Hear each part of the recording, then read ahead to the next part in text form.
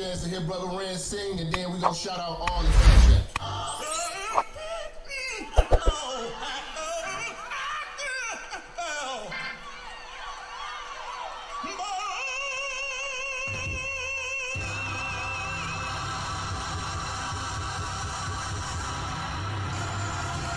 Yeah, it's Minister Jap.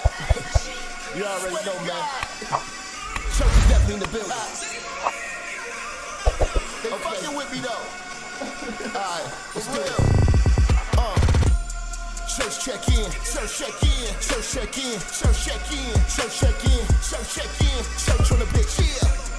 Church check in, church check in, church check in, church check in, church check in, church check in, church on the bitch, church on the bitch, church on the bitch, church on the bitch, church on the bitch, yeah, church on the bitch, yeah, church check in, church on the bitch, oh, church on the bitch, yeah, church on the bitch, church on the bitch, church on the bitch, church check in, let's go.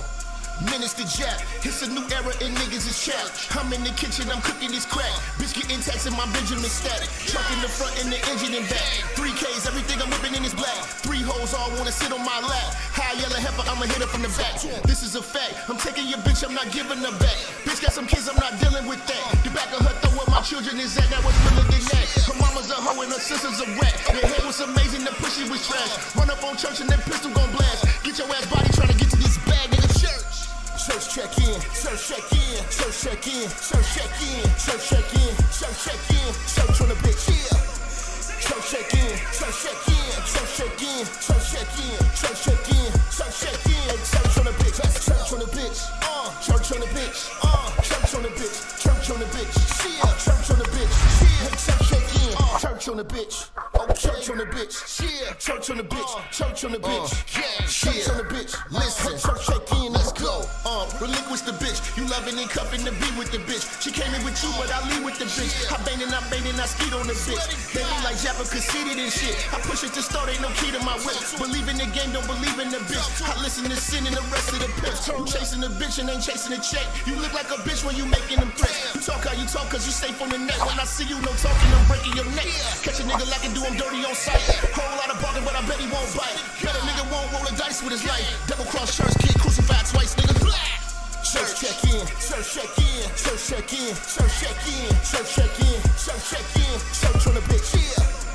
Church check in, church check in, church check in, church check in, church check in, church check in, church on the bitch, church on the bitch, church on the bitch, church on the bitch, church on the bitch, yeah, church on the bitch, yeah, church check in, church on the bitch, oh, church on the bitch, yeah, church on the bitch, church on the bitch, church on the bitch, hey, church check in, let's go.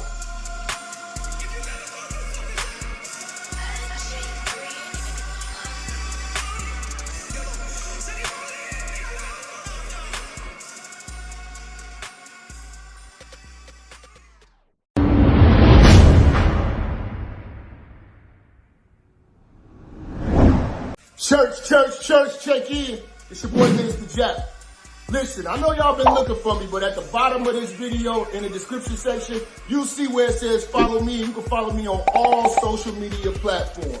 You know, make sure you click the links in the description so you can get in touch with me and get in tune with everything I post at all times. You never know, the haters might try to take us down. Also, make sure you're following my backup channel, Minister Jap Church Media.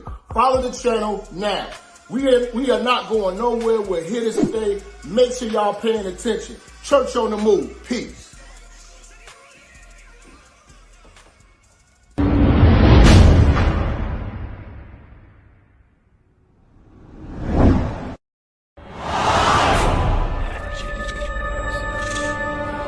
Minister Jap, I'm talking to you, nigga. Yeah, I got a kid. I got 2 daughters and a son. You hear me? Black women are bad mothers. And that's why you having a baby by the motherfuckers you had a baby with is your fault. That's why you being a single mother is your fucking fault. That's why being a baby daddy ass nigga is your fault. Live from the church. Church check in. It's Minister Jap. Black women, they're some of the most worst bitches on with money, but yet they're still taking trips and they look fly doing. They are the flyest broken bitches you're gonna ever deal with. On Minister Jap TV. Church check in, man. Church check in.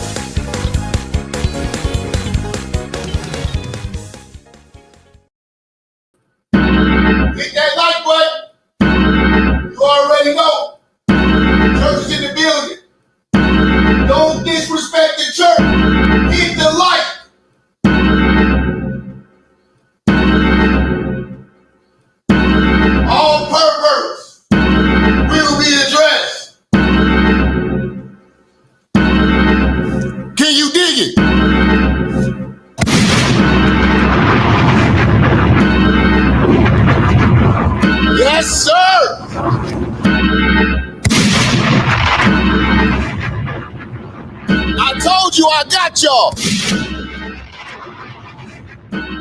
But do you got me though?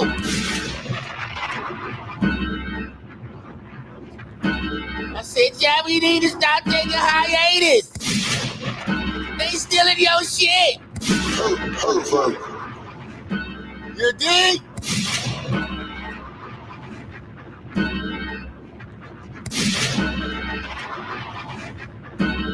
Brush your face, dirty niggas.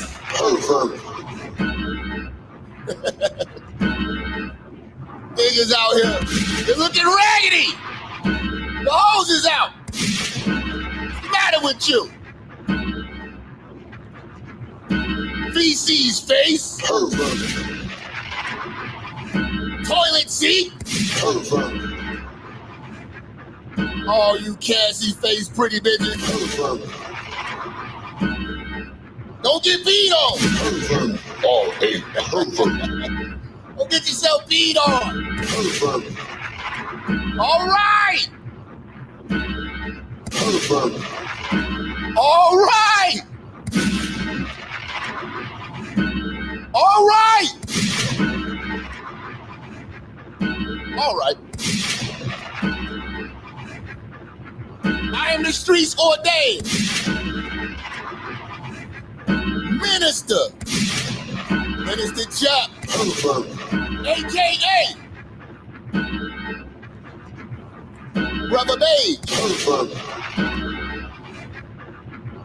AKA Japalutha King Jr.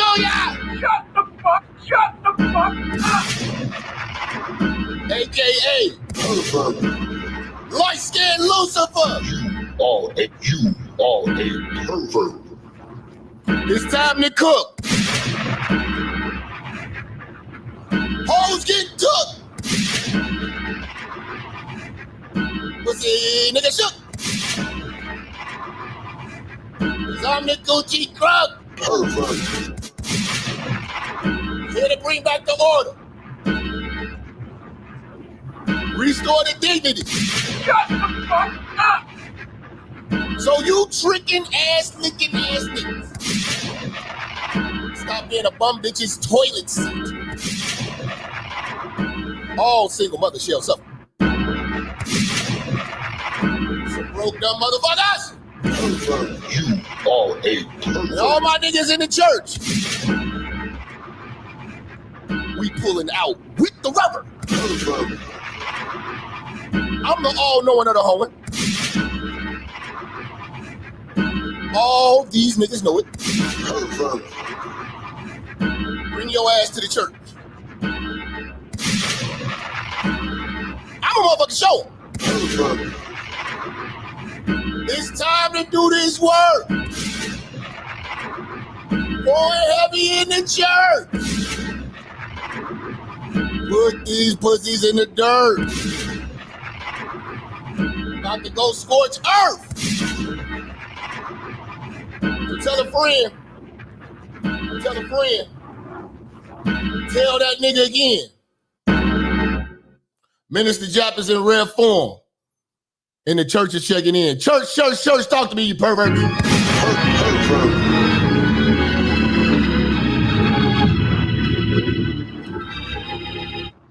Hold on.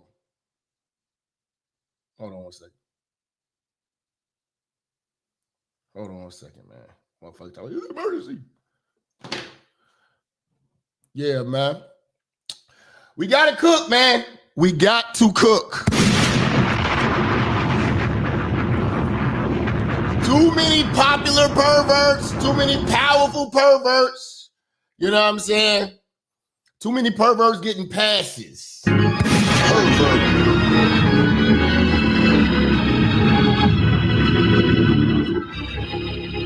You know?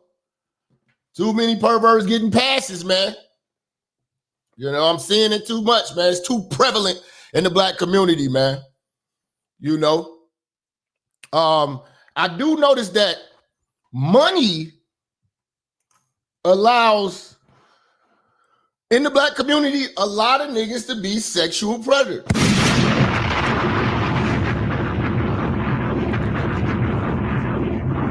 This is something that all of us have eyewitness. Did he just remix R. Kelly with Aaliyah with Cassie? Okay, goddamn. Shout out to Dan the Man. One of the best trolls doing it. You know what I'm saying? You notice this in the black community, and it's been right under our nose all this time, and we never talked about it. We got to talk about the drug dealers, the D-boys in the black community. We went to high school, and we knew that them niggas always came to the high school with Benzes. You know, niggas be 20, every bit of 27, 33, picking up 17-year-olds, 16-year-olds, 15-year-olds. You know what I'm saying? From school. You know, I knew a bitch, she was bad as hell in high school. Fine as hell. The bitch looked grown. She was coming to school looking grown. I ain't gonna lie to you. She was coming to school looking grown. Bitch was coming to school with Louis bags, coming through wearing heels and shit. Like, this is like, all the girls was wearing like sneakers and shit, you know, mics and all this. But this bitch looked like a grown ass fucking woman. It was younger than me. You know what I'm saying? She had a grown ass man as her boyfriend. Grown ass man. Nigga used to come pick her ass up in an Escalade. An Escalade truck. You know what I'm saying? Talk about the bitch head done. You know what I'm saying? She walking around in dresses and shit like that. Like, that was unheard of. All other bitches had on ponytails, jeans, you know what I'm saying, Jordans, bubble coats. This bitch was coming to school like a grown-ass woman. She was probably like 16. You know what I'm saying? I think the bitch's name was like Chanel or something. Bitch was cold. And we seen that type of shit going around in the community. We always see this shit. Like, even in the movie Belly. You see DMX coming to pick up a 16-year-old to get his dick sucked and got a whole grown woman at home. You know what I'm saying? You know? Had a whole grown woman at home. You know? And you know, she called his girl and told her, yeah, you know, he say we can't fuck because I'm underage, but I do suck his dick though. You know what I'm saying? That's what she was saying. So this shit is like almost normal when you sprinkle money on it in the black community. Everybody turns a blind eye. Everybody turns a blind eye. See, a lot of people think of sexual predators as looking like, you know, is always gonna be that nigga in the white van with no windows. You know what I'm saying? Sometimes, a lot of the times, it's that nigga in the Benz.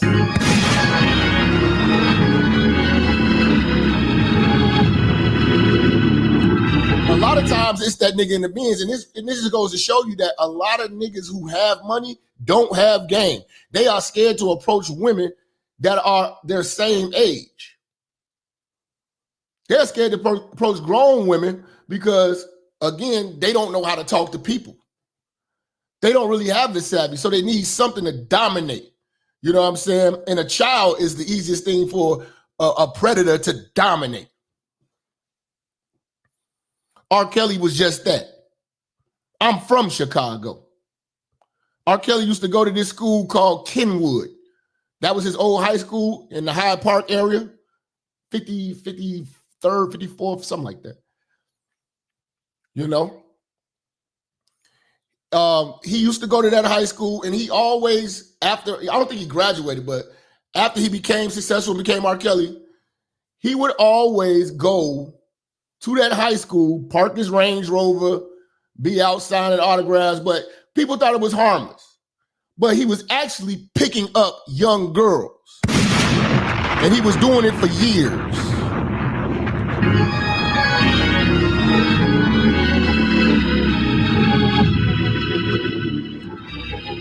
He was doing it for years and nobody said anything. It got so bad at Kenwood and the rumors got so bad that they actually banned him from coming up there.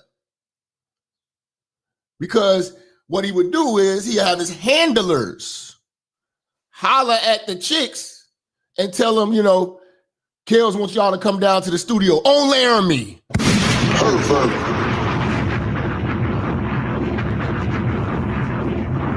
Those who from Chicago know where that motherfucking studio was on the north side.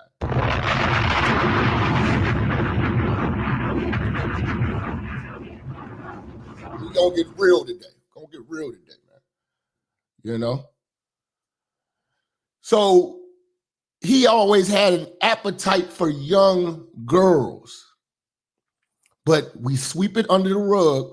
And it's just, and this goes with everything, even with this Fruitopia wave that's happening right now in the Black YouTube sector, in the manosphere sector. You know what I'm saying? Laramie. Not Laramie. Laramie. You know what I'm saying? In the Black YouTube sector, all that shit is getting swept under the rug. If a nigga's famous, if a nigga's got money, y'all niggas turn a blind eye to everything. Bill Clinton started it. Fucking interns. Yikes. All right. Ain't nothing wrong with fucking interns. I seen the video where R. Kelly went to the McDonald's around the school, refused to give him his orders. He was singing, "Can I have a cookie?" Dude has always been sick. He's always had an appetite for young girls. And again, in the Black community, man, niggas sweep everything under the rug if you got money. Oh, he got bread though. Oh, niggas just hating because he getting money. But when niggas get money, they start acting funny. As you can see with the P. Diddy situation, you know, as you can see with many of these freaked out weirdos, you know, starting to come to light. But a lot of niggas give shit a pass because a niggas getting cash. And I just, it goes back to almost with the she got ass though theory. Like if a bitch could do no wrong as long as she got ass. She ain't ugly as long as she got ass. She can stink, but she got ass though. She got not take care of kids, but she got ass though. That's the same thing you niggas do.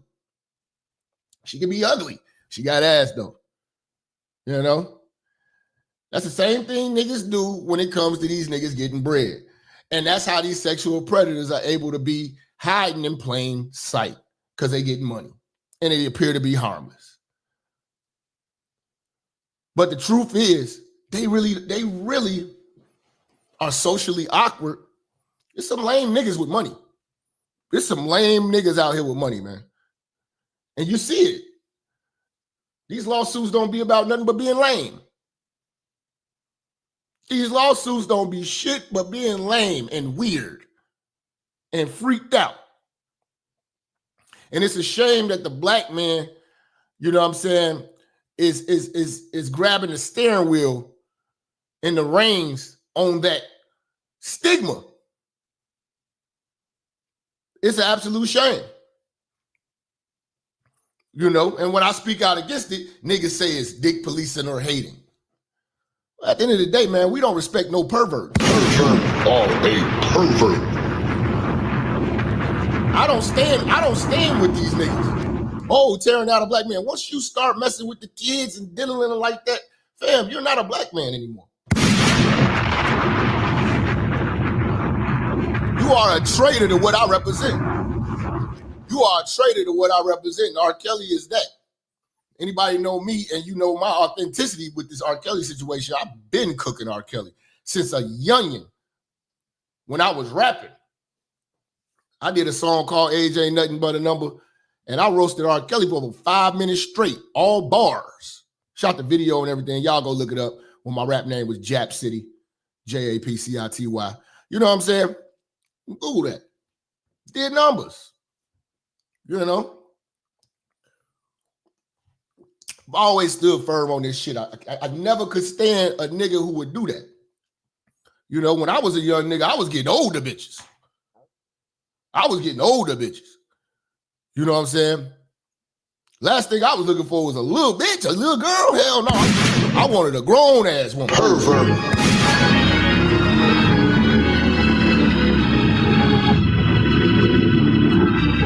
I wanted a grown ass woman. I ain't never had no desire for no little ass girls. You know what I'm saying?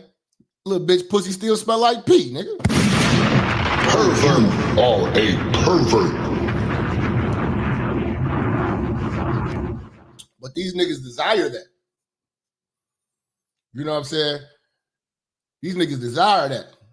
These niggas say Jap City when I had all the gold chains on. Young nigga. Young nigga, just being a young nigga.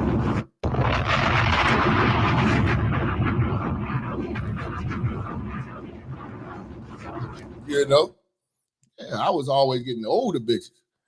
You know what I'm saying? They were trying to turn me out.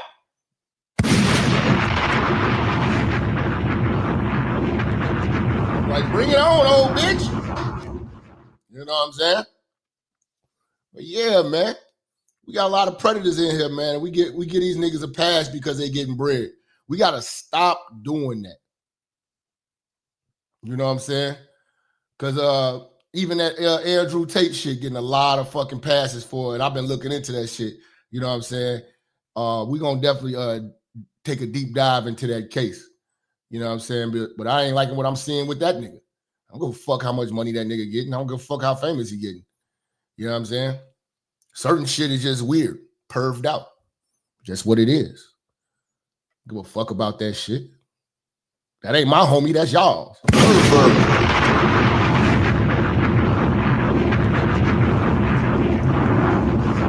You know? And if you doing freaked out fuck shit, you definitely not my homie. I cut niggas off. You know what I'm saying? I told niggas, y'all want to see that crazy ass shit with Andrew Tate on Twitter. I'm beating that lady with a belt and all that, like, you know what I'm saying? And all that weird ass. That ain't black man. That ain't the swagger of a black man. That ain't the swagger of a black man. That's a white man written all over it. Pervert.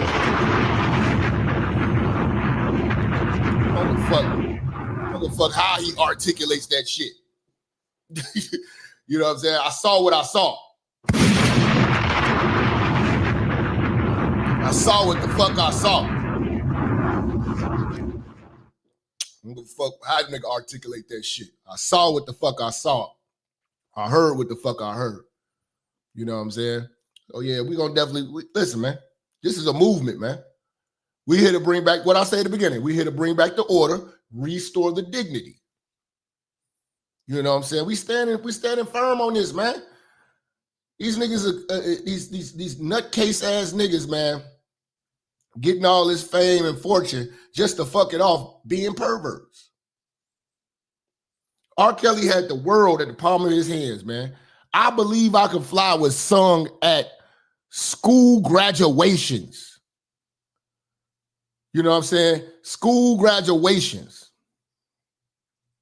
You know? It's sung at, you know, like speeches, and you know what I'm saying? It's an iconic song. It's a ballad. You know, it's damn near up there with the national anthem, sung in churches. You know. That nigga had the world in the palm of his hands, bro. Hundreds of millions of dollars, all thrown away for being a pervert.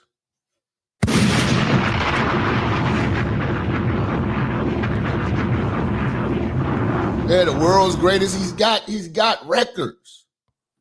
But now he's got the worst record any man could ever have. Being a sex offender. Pervert. You are a pervert.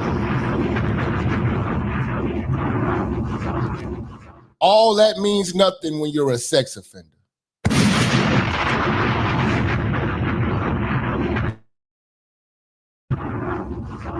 You threw all that shit away on pursuit of being a perverted sex offender. All that talent is going to waste. And this is the course that black men are running to go, the path that black men are running to go down. I'm trying my best to educate the young niggas and stop this trend But the only motherfuckers who are fighting me on it are black men. No black woman is fighting me on this.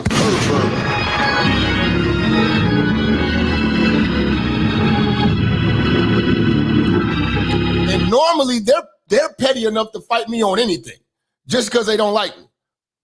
But I realize that black women like me more than these niggas do. Especially these niggas that have the aspirations of doing what I do and speaking to the streets. Not everybody can do that.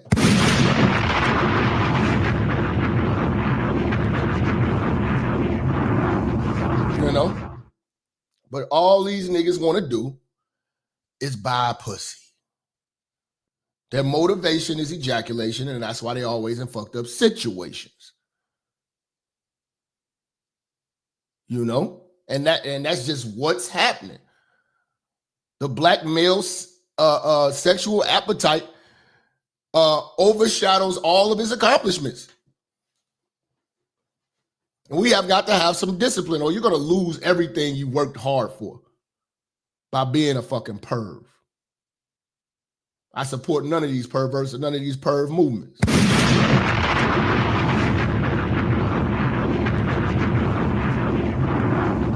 That's why you don't see me with a lot of niggas you used to see me with. I you know. Niggas is moving different.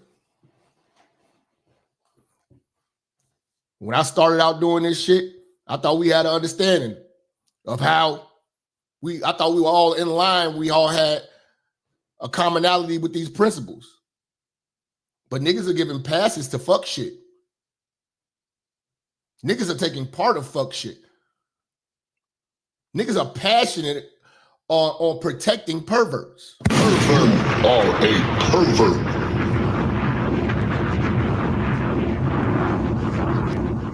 And that's not what we do here at the church, man. Pervert. We live, we lit on a Sunday. Pervert. Hit the like button. Hit the share button. Pervert. Going in. Our money and fame fuels these predators. Pervert. Like R. Kelly. Pervert.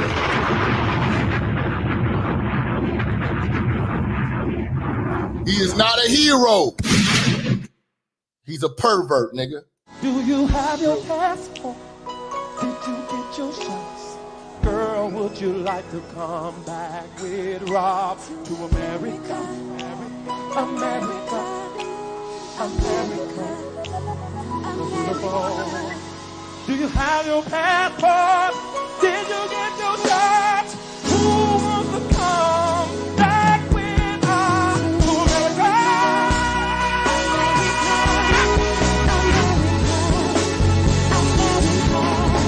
To America.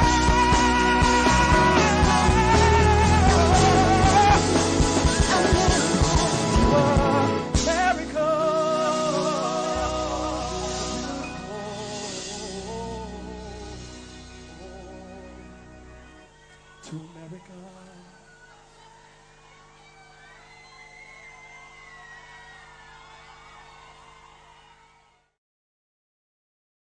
Are y'all hitting the dislike button or something, nigga? Pervert. Hit the fucking like button. What is the problem? What is the goddamn problem with hitting the like button? The resurrected simp enforcer. God damn. These niggas with these names, man. So you was okay with being a young boy fucking with older women, but when older men fuck with younger women, it's something that say like, no, I wasn't underage. I was in my 20s fucking with bitches in their 30s. You know, I was of age. We're talking about predators. It wasn't old bitches coming to my high school picking me up. Nice try though. I see you're on predator protection mode. Pervert.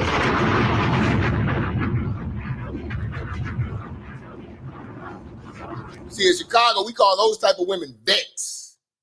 We were 20 and shit like that. 20s, we be like, man, we try to get a vet. Any bitch that was like over 35 or something, we was looking for vets. Vets. You know what I'm saying? Because a vet See, the vets used to be cool because the vets had their own place. You know what I'm saying? We didn't have to go pick them up. They would come meet up. You know what I'm saying? They had their own bread. You know what I'm saying? Vets. They had their own crib. You can come spend the night over their crib. Vets. You know what I'm saying? It wasn't a situation like Q on Juice. Only did that like one time. You know what I'm saying? In high school. But I'm talking about, that was our goal. We liked it going with grown hoes because at the end of the day, when I had my record deal fucking around, we all had fake IDs. So we was like 18 going to clubs and shit. You know what I'm saying? We ain't had no business being in the club, I'll tell you that. But we was 18. Well, we had fakes though. It was 18, 19. So I was clubbing since I was 18. So that's why I was like, you know, I was already used to hoes. I was so used to hoes as a young nigga. It wasn't really nothing to me. You know what I'm saying? You know, I knew how to act. You know what I'm saying? I knew how to act when I was around. You know what I'm saying? When I was 30, I wasn't really, I mean, a 40-year-old bitch and a 30-something-year-old bitch, and they was like all the same. We talk like 30, you used to stop asking bitches age. When you got around 30-something, you really didn't ask how old a bitch was. You know what I'm saying? You meet her in the club, you know what I'm saying? You pretty much know. You know what I'm saying? You pretty much know. You know, you could tell by a bitch's demeanor, what she driving, how she moving, how she talk. This is a grown-ass goddamn woman. You know what I'm saying? You know she's older than you. You could kind of tell. You know what I'm saying? You really ain't make a big deal out of it when you 30. Like, you know, yeah, I'm looking for a vet. You really wasn't looking for no 50-year-old bitch. I wasn't looking for a 50-year-old bitch. If I seen a 50-year-old bitch that was cold, that'd have been great. That'd have been crazy. What the fuck is on my shirt? If I seen a 50-year-old bitch that was crazy, you know what I'm saying? That's different. But other than that, well, it is what it is.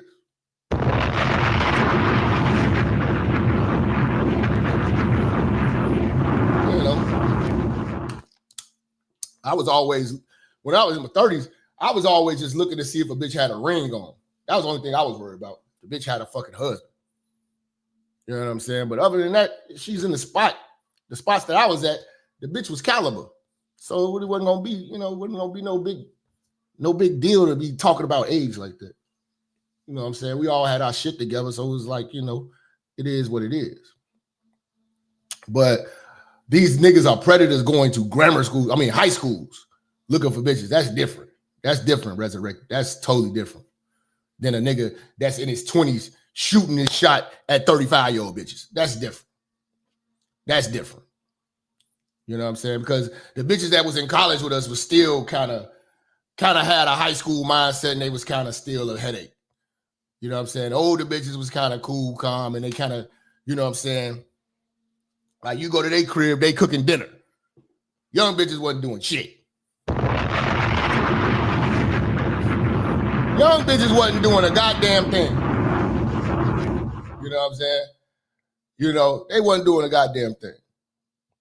You know, it was some old bitches. But in our community, the dope boys was the main sexual predators. They got away with a lot of bullshit. And they had a lot of kids with them hoes when they was underage. You know what I'm saying? They had a lot of kids with these underage hoes, man. Street niggas, that's what they was doing. That was what they was doing, man. But we got to talk about this R. Kelly situation, man. This is a man who has an appetite for underage women. We've been seeing it. We never wrote him off. And we didn't write him off because of the music, the fame, and the fortune. We never wrote them off. And a lot of these bitches' mamas allow that shit to go on. A lot of the motherfucking mamas go on. Just look at the movie Paid in Full with Calvin. Calvin was a dope boy. The mama didn't want her fucking with this nigga, but this nigga dropped that bread on the table and sent her daughter out there to go with the streets and go be with him. mother. That's the black single mother. An opportunist. And she would sell her kids off for the opportunity. You know?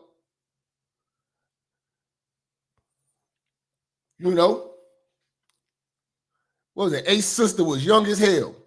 Calvin, a grown-ass man, in and out of jail, all types of shit, selling dope, shooting niggas. She sent her daughter to be around that because he put that bread on the table. Disrespect the food on the table, saying we gonna go get us something to eat. We going out to eat.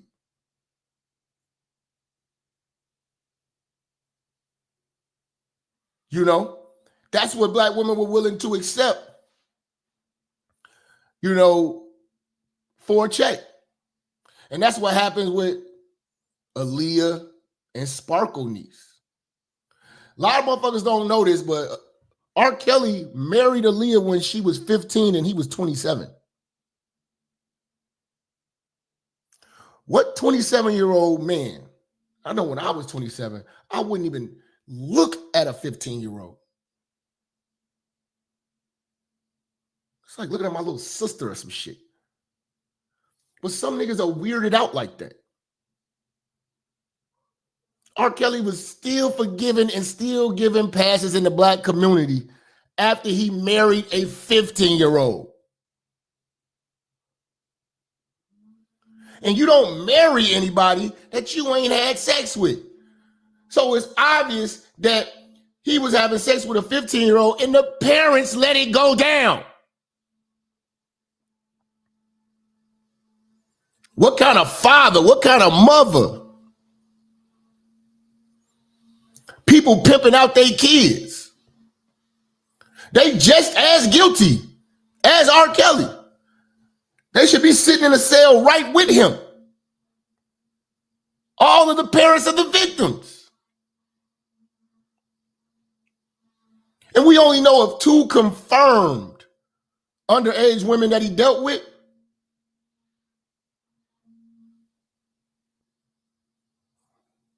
You know, but the age of consent in Illinois is 17.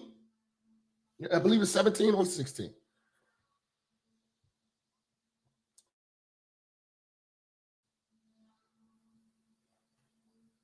I believe it's 17. Hold on a second.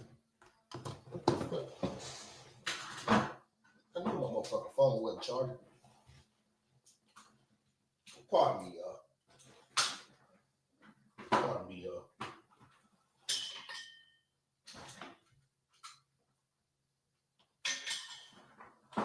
Okay, pardon me, y'all. I got some groceries getting delivered and shit. You know? But yeah, 17 in Illinois, man. That's the age of consent. You know? And R. Kelly was such a bogus nigga. He had a manager. I don't know if y'all look on my old Instagram. I took a picture with him, man. This dude is well known in the city, man. You know what I'm saying? His name George Daniels. George Daniels is responsible for putting on Crucial Conflict, Do or Die. He had a well-known record store. It was like the biggest record store in Chicago that was independent. It's called George's Music Room, but it's not there no more because nobody buy records no more. Used to be one in O'Hare too, but he used to, like, you know, help the young talented people in the city, man. And he was doing some managing, his PR work for R. Kelly. Always worked with R. Kelly for years. His wife, I believe his wife Virginia at one point in time, or publicist, one of the two. And R. Kelly knew George Daniels' daughter since she was fucking 4. And when she got grown and started, you know, developing, he fucked George Daniels' daughter, man. Your mans. Y'all we supposed to be better than this as black men. He basically watched that girl grow up and then started smashing her. That's why they don't talk to this day.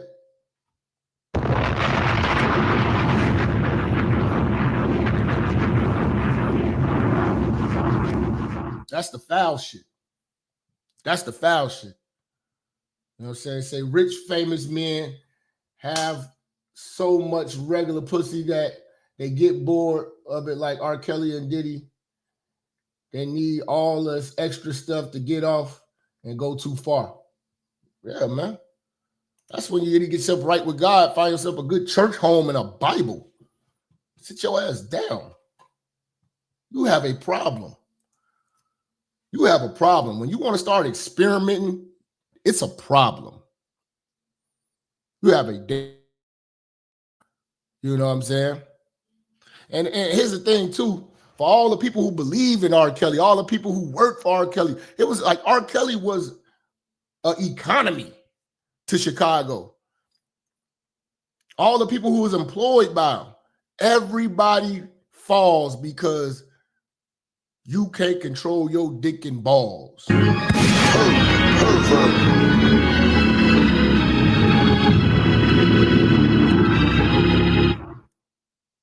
Yeah, I heard about Elvis marrying a 14-year-old. He's a pervert too.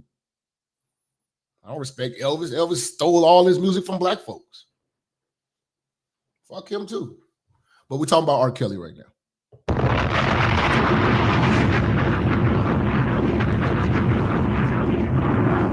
We're talking about R. Kelly right now. And how bad this makes black men look. You know what I'm saying? Freak off certified. Jap snitching. Look at this nigga. You see, this is what I'm talking about. This is exactly what I'm talking about. And I love to see this because I want you to see this. This is black men. It's not a black woman doing this. I promise you. I promise you. I'm snitching. Telling you shit that everybody know already. And we just... How can you snitch that on a nigga that's doing life? Yeah,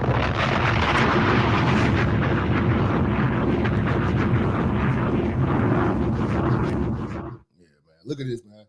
See what I'm saying? This is why I don't fuck with these manosphere niggas. They're fucking weird, bro. We're talking about a fucking sex predator and he coming in here playing.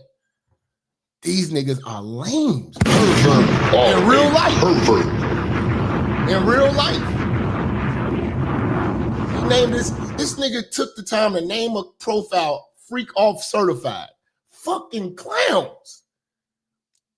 Fucking clowns. Yeah, I told y'all, man. You can't stop a clown, man, from being a clown, man. Just watch the circus. They're fucking goofies. You know what I'm saying? They're fucking goofies. That's the highlight of that nigga's day.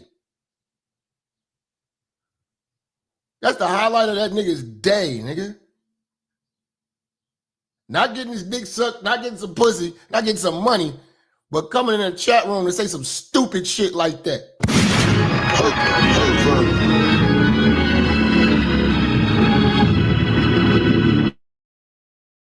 I would say, nigga, I'll take your bitch right now, nigga. You can't take these niggas' bitches because they'll give them to you. They'll just give you the bitch.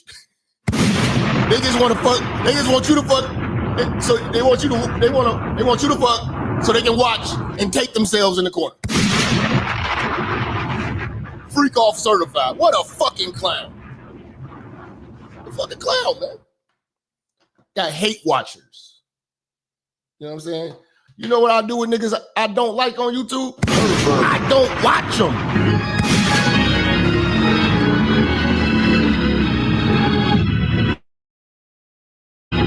Don't count to me. They don't matter. They don't matter. You know what I'm saying? These niggas are crazy, man. These niggas are crazy. But yeah, R. Kelly's appetite for young girls runs deep. You know what I'm saying? Underage illegals runs deep. Who? 27. Anybody in here, when you was 27, was you thinking about a 15-year-old? Were you even in the proximity of 15-year-olds? You know, you be shopping at the mall and shit like that. You see a group of little high schoolers, they noisy and like you be on the cell phone, man. Hold on, man. These fucking kids running around here. You know, like what nigga allows himself to even be in the intimate presence of a 15-year-old bitch.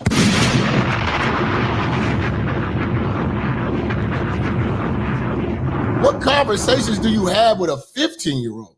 Listen, man, y'all hit these likes, man. You see we got these treasure troll ass niggas coming in here trying to fuck up and disrupt what we got going. Make sure y'all hitting this like button and turn this chat room up and bring some real niggas in the fold. Pervert, you are a pervert. And in Chicago, our little bitches out here, they violent. You see a pack of little bitches and another pack of little bitches, they're gonna probably be fighting. You know what I'm saying? I done seen all types of shit like that at River Oaks and Ford. And then what's that? North Riverside. The motherfuckers, man. Be around these fucking kids. I'm 27 years old, nigga. Fuck that. I'm thinking about the club tonight and them bitches in them heels. What the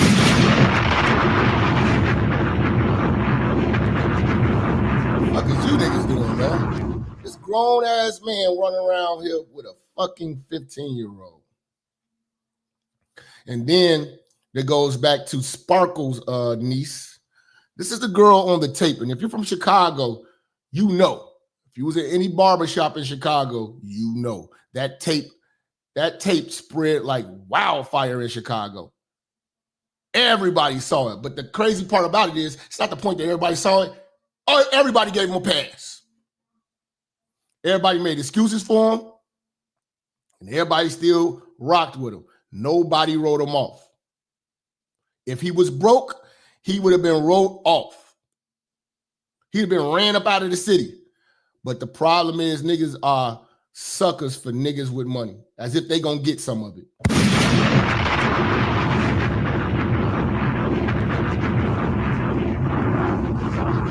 As if they gonna get some of it by kissing ass.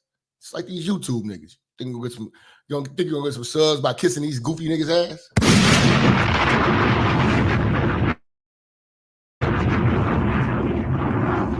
God damn, the resurrected super forces say the tape came all the way out to Gary. Well, Gary ain't nothing but like Chicago little cousin, man.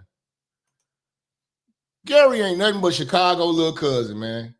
Y'all got the same shit out there. Vice Lords and GDs, man. Y'all ass turned up, man.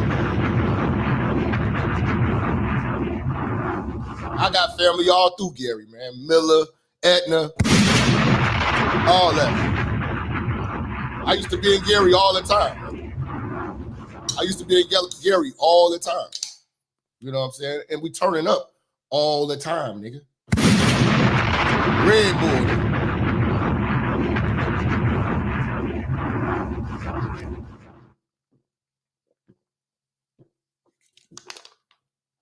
Fuck yeah!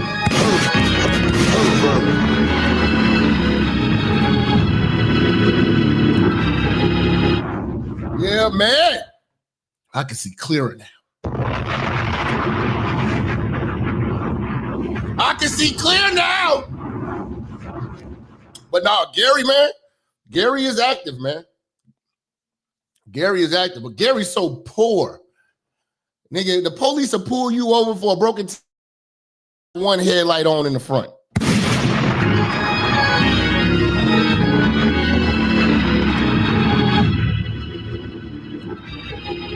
Gary police officers getting just above minimum wage. Them niggas ain't investigating shit. You know how many bodies get left out there, Gary, man? Niggas be out there burning cars and shit. Gary is fucked up. Literally. Like y'all see, if you ever seen that movie, what's it called? Original Gangsters? What's it called? Original Gangsters? It had I know it had Godfrey in it. It had Jim Brown, it had Pam Grier. What's it called? Original Gangsters? Not Colors, man. That's LA. It had Drew Down. Okay, yeah, I got the movie right. Jim Brown. Yeah, Harvey's bad too. Harvey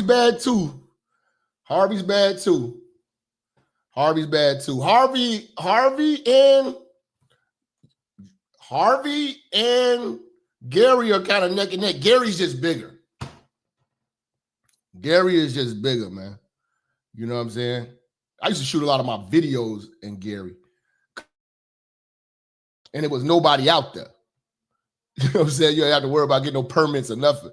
You go in like old fucked up warehouses, old fucked up schools.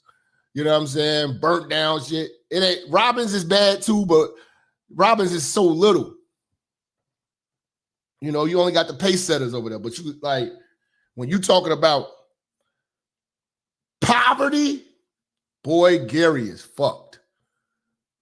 Gary got a lot of old, ran down historic schools, buildings, libraries. It's graffiti everywhere. It's fucked up. Gary is crazy. Gary is crazy. Gary is like, welcome to the jungle for real. But that tape got everywhere. You know what I'm saying? And we seen the tape. But it ain't the fact that the tape was seen. Nobody, niggas didn't take action, and niggas didn't stand for anything. They gave R. Kelly a pass. I promise you. Whole city of Chicago gave R. Kelly a pass for that damn tape.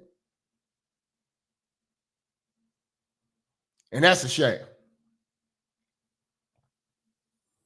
Now, the tape had a singer, y'all might have known her name was Sparkle. You know. And it was crazy. A lot of Puffy activities, a lot of Diddy activities. You know what I'm saying?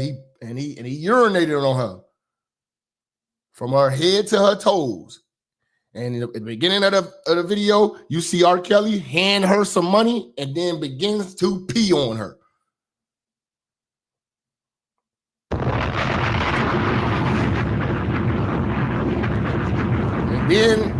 And then he had sex with her. It was awful. It was in his crib. You know what I'm saying? And this girl was, he met her when she was 12. She was like 14 at the time. And when the tape came out, her whole high school was terrorizing her. I think she went to Proviso. This little chick I used to mess with, she went to school with her. I think they was out west somewhere. She was like, yeah, that girl used to come to the game. People used to throw drinks at her and all types of shit. So she had to leave school. R. Kelly bought her a PT Cruiser.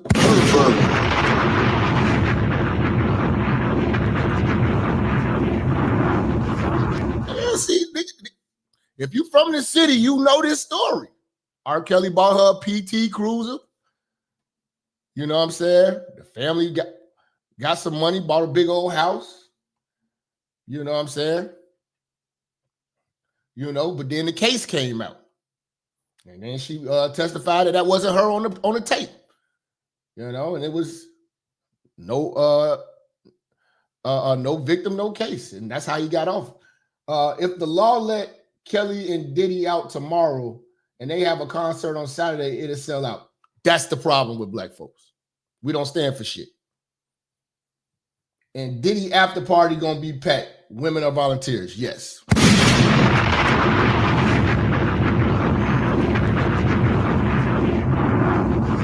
I remember I was at the Kelly got locked up this time, and when he had got locked up, he had came back to Chicago. I was at this one club called the Dayton Gang, and R. Kelly was in there. He walked in there. They gave him a section, and he was smoking in there. Now you can't smoke in Chicago clubs, and he was going. And somebody went live and recorded that shit. He was smoking in the club, singing and shit. You know what I'm saying? They gave him the mic. He started singing. The hoes was going crazy. Nobody was thinking about this little girl who got peed on. Bitches was sitting there going crazy, being, you know, like I say, being mesmerized. Next day, they shut that club down. The aldermen in the city, they shut that club down.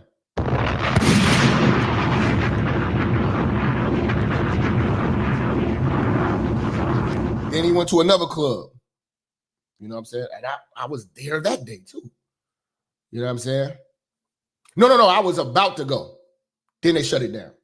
Like I pulled up and they shut it down. But I seen the tape. It's another club called, it was called V75. He was up in there and they was trying, that's why I ain't go in. They was trying to charge like $50 to walk in. I'm like, I'm not paying no fucking $50 to come on 75th. Pervert.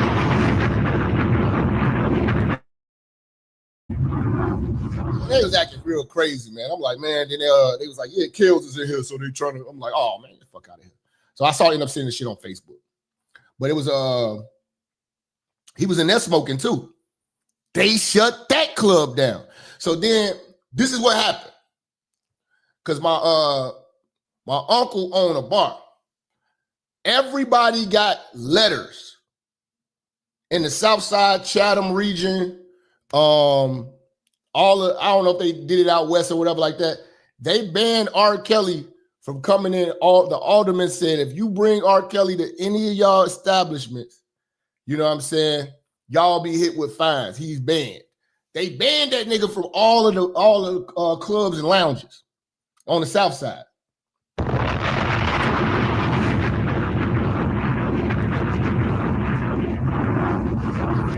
You know what I'm saying? What you talking about? Banned? What are you talking about?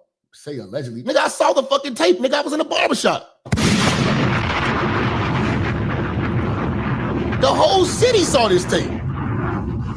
You're not from Chicago, man. You're not from Chicago. Why am I saying allegedly? Nigga, I saw the fucking tape. I saw him and I saw that little bitch. What the fuck you talking about? We saw that shit in high school, man. We saw that shit in high school. I know it's a lot of people in here who are not from Chicago. Y'all haven't seen the tape. You're not understanding. This tape was everywhere. Like, it was in beauty shops. Like, it's nobody in. If you didn't see that tape, you don't be outside. Like, this is back in the days when niggas was riding around with DVD players. Let me tell you how gangster this shit was. Niggas was riding around when niggas used to have, remember when niggas used to have DVD players in their cars and have TVs in their headrests? It used to be niggas in the Cuddy Club, the Monte Carlo Club, the Aurora Club, the 300C Club. Them was big body cars with 24s on them, and they had big screen TVs. Niggas used to be riding down 87th Street, swerving lane to lane, stopping traffic, and niggas was playing pornos and that R. Kelly tape on that shit. I bullshit you not. You was not from the city if you didn't see that type of shit.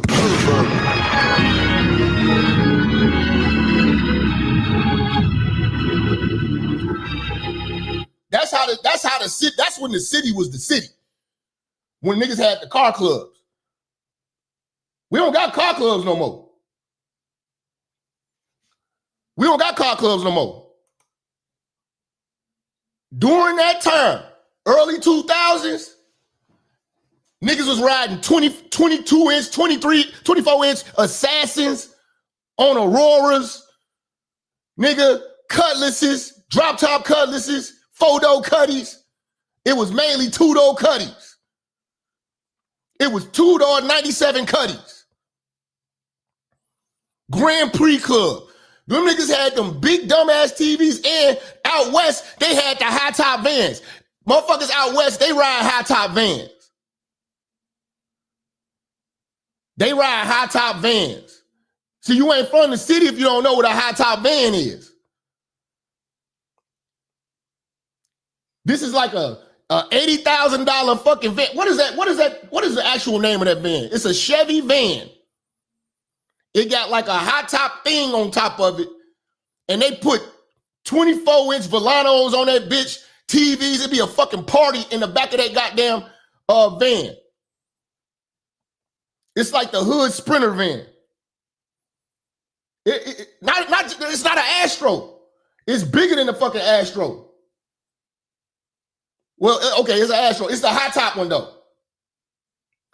Them fucking vans. That's an out west thing. Some niggas on the east side did that too, but when you see niggas come through with them vans, you know that all them niggas from out west. And inside them fucking vans When them niggas come through, speakers banging and shit like that, they slide the doors, they had the motherfucking TVs, big screen TVs in that motherfucker playing pornos. And niggas used to be riding around playing pornos, riding around in the middle of traffic with pornos playing and then playing that damn R. Kelly tape. That's how that shit was in the city.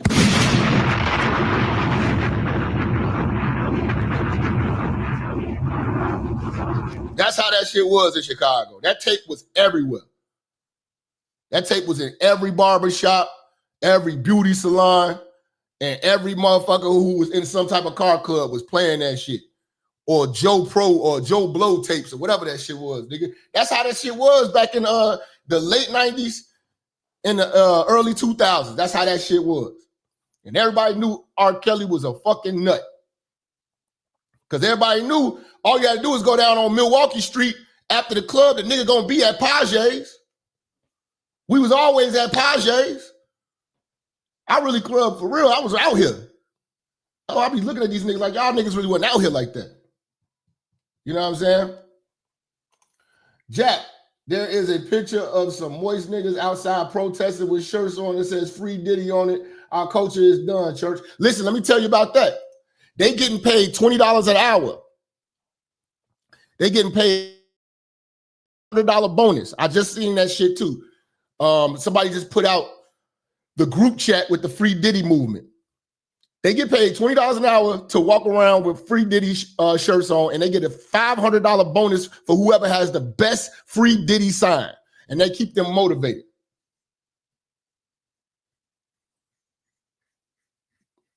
So they're not out there doing that shit for free. They already said Diddy spent $7 million on blog sites to try to sway his image. Not but blog sites, on bloggers. For them to have his side to try to sway public opinion. He's spending money on this shit. It's marketing, man. Don't believe it. It's not genuine. It's not genuine. Now back to the girl on the tape. The girl on the tape was 14. She was the niece of a singer that R. Kelly had signed. Her name was Sparkle. The chick named Sparkle had a song called You Better Be Careful. She was signed to Interscope through R. Kelly. R. Kelly wrote a lot of her records. And this was his niece. This was her niece that she brought around because she was like a little rapper, and she was trying to, launch her rap career. And R. Kelly used his power and everything like that to get along with her and do what he was doing. And the family allowed that to go on. She spoke up, and she looked crazy when she spoke up because of the money. The people was looking at her like she was trying to fuck up everything, this, and this with the accusations. And then the tape came out. And that caused a wedge in the family because she stood on principles like, man, I'm not with y'all. This is my niece. How y'all letting this nigga do this to this little girl? They threw her under the bus at court, the whole family. Because she stood on principles. Black people will protect a pervert as long as they're getting money. Y'all protect the gay shit as long as there's money attached to it. I'm watching. You see how they coming up in here. You see how they coming up here. You see how they coming up in here. They going at me. Not the nigga that's pursuing children. That's a predator to children. No, they say, I'm gonna come in Minister Jap chat room and call him a snitch. How you gonna snitch on somebody who's in jail already?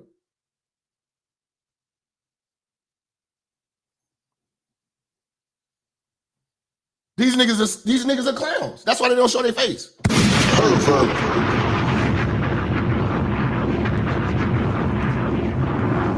That's how I know I'm most hated. I'm most hated because I'm the realest. Niggas is more fixated with hating on me that they will support rapists and sex offenders. I've seen it. There have been sex offenders that come online and talk crazy about church. Niggas like, yeah, fuck them. I'm like, talk about church. Yeah, fuck them. I'm like, damn. Man, I'm living in a dream world.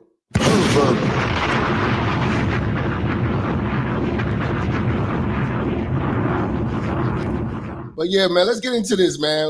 We got to deal with this shit walking down slow, man. I told y'all I owed y'all. You know what I'm saying? Y'all said y'all wanted to do a deep dive into this Kale situation and really break down the psyche of these perverts, and we don't do that. You know what I'm saying? Let's deal with Sparkle first. Let's just see what Sparkle has to say of what went down.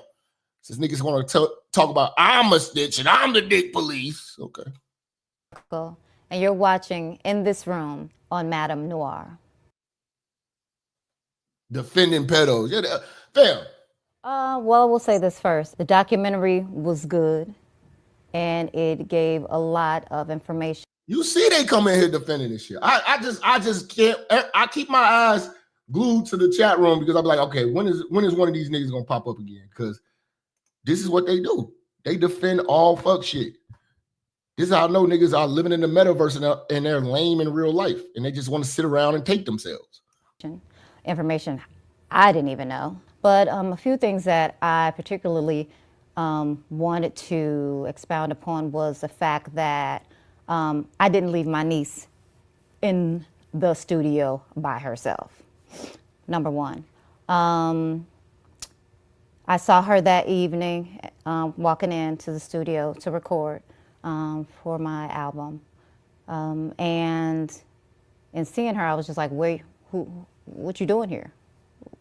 Who's with you? Because I didn't see anybody.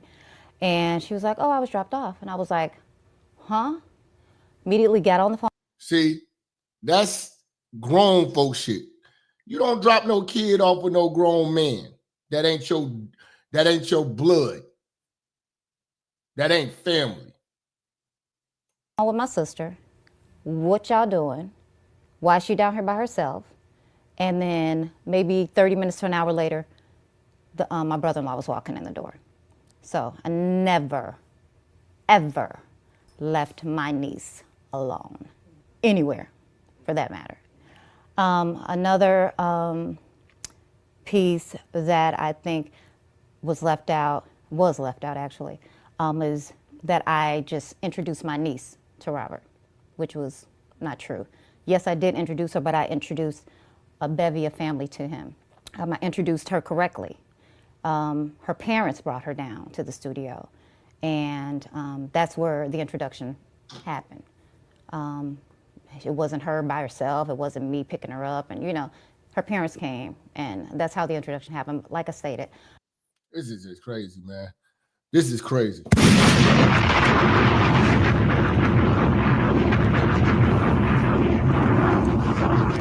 So he get introduced through the parents, and you just sitting over here plotting on how you gonna get this girl along. Predator. I introduced most of my family to Robert because we're a musical family. You know what I'm saying?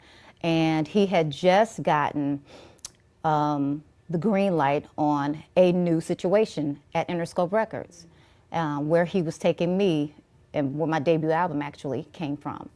And I wanted him to possibly put my family on, you know what I mean? Bless them like he was blessing me. Bring them into stardom as he was about to do with me. That's one thing about Chicago niggas. We always try to put motherfuckers on. You know what I'm saying? Motherfuckers is always real generous, man. That's one thing about Chicago niggas. Chicago motherfuckers, that's why I like Chicago stories, because I really could relate to them. I really could feel the Chicago in this woman. I know this woman is a Chicago motherfucker. You know what I'm saying? Because that's how we think. That's how we do. You know what I'm saying? We are not selfish, and people take advantage of that shit, though. That's the thing, too. That's how I learned about that. You know what I'm saying? When dealing with these out-of-towners, they don't think like how a Chicago nigga think, and I had to learn that. I learned it from my old head. Shout out to Big Sam. You know what I'm saying? Because we don't move like how we the closest thing to Harlem. You know how Harlem got that love? Everybody eats. That's how we do in Chicago with Chicago folks. We try to do that shit with other motherfuckers from other cities and shit like that. They treacherous. They don't have that camaraderie. And like, because when we say this my brother, we be like, for real. That's why you see all them gang members about to die for each other. Because when we say like, this my brother, we mean that shit. This family, we mean that shit. You know what I'm saying? We really, really big on try to unify. You know what I'm saying? But once you cross a nigga, it's up.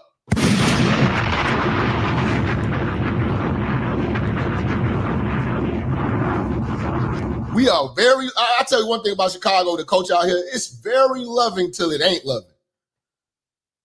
Because we do not forgive. We do not forgive. But we try to bring it all together until you fuck up. And it's fuck you forever. I don't know why, man. I just don't forgive nobody.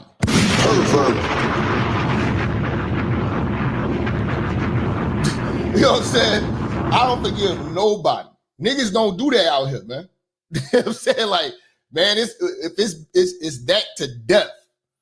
Nigga, it's some motherfuckers I fell out with when I was 16.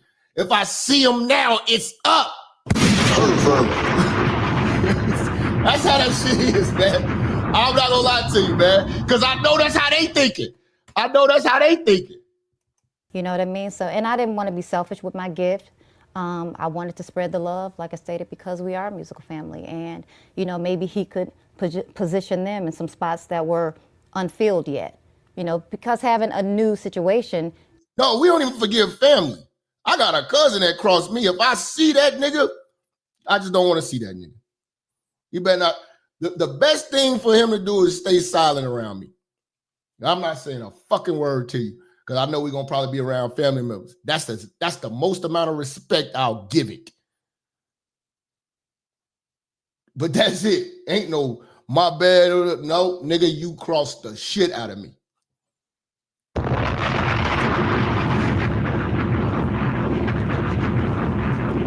We good forever. You know what I'm saying? That's how it is, man. Forever. You're going to need some bodies, right? You're going to need some, you know, extra hands or some extra artists. So, you know, my niece was a dope rapper at the time. It's crazy like that too, man, because you will have motherfuckers that you're closer to that's not your blood, who have been more loyal and who have helped you and did more support than your own family, blood, cousins, sisters, brothers, mothers, fathers, uncles, aunties, cousins. You will have motherfuckers that are your direct blood that are cross you, but some motherfuckers you know what I'm saying, that you have grew to bond with, that be more loyal and you got more respect for. And that's how this shit be. You know what I'm saying? That's why I don't even be on that blood is thicker than water shit. Nah, man, I done got crossed by some real blood members, man. My other nieces and nephews that I introduced him to also, they had great success overseas. And so maybe he can bring them on, you know, as artists. My brother-in-law, who I introduced him to, which was my niece on the tape's father, he plays guitar, dope guitarist. I begged Robert to give him, you know, a try. He did, and he's on many of his CDs now. So yeah, that's. So the father was playing the guitar while R. Kelly playing with your daughter. Got it. Another thing that I wanted to clear up, and also about the Andrea situation, ex-wife, the situation where I speak about, I hear somebody knock. You know, he does a come on, you know, she peeps out and says, can I come get something to eat? She's coming down the stairs, and I am staring at Robert like, how dare you? How dare you? You are a piece of work. He felt me because he kept looking at TV, right? But when he felt it, he looked over at me and he just started, and I was like, see, this is that same type of behavior Diddy has. And this is how niggas with money act. You know, I was always told that money and riches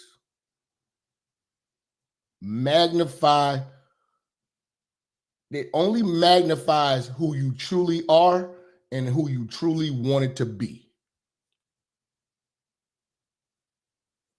So when you see niggas with money and they arrogant, you know what I'm saying, they always want to shit on people. When you see niggas with money, you know what I'm saying, wanting to, you know, talk down on motherfuckers and, you know what I'm saying? And you know, do harm to motherfuckers or whatever like that. They always wanted to do that. That was always in their spirit. They just didn't have the means to get it done. Now they do, and they're able to fulfill that. Signifies who this person is genuinely. Because there are people who get money who do very good things for people. You know? It ain't about just being overly generous. You know what I'm saying? But there are people who get money and who are just happy. And they bring a nice aura and a nice spirit when they come around. But then there's other motherfuckers who are assholes who have money and they come around and you can just feel it. And that's why them niggas get robbed. That's why they get, you know what I'm saying? That's why they got a lot of enemies. And people say, oh, niggas is hating on me because I'm getting money. No, nigga, you don't come around in the spirit of love and, you know what I'm saying? Like, you come around with an arrogant spirit, you know what I'm saying? And, you know, you come to make others feel bad, you know what I'm saying? And that's what results in these niggas getting fucked over and robbed. You know what I'm saying? That's why they don't have real friends. They don't have genuine friends. Because the money defines them. The fame defines them. The popularity defines them. They never had character before any of that.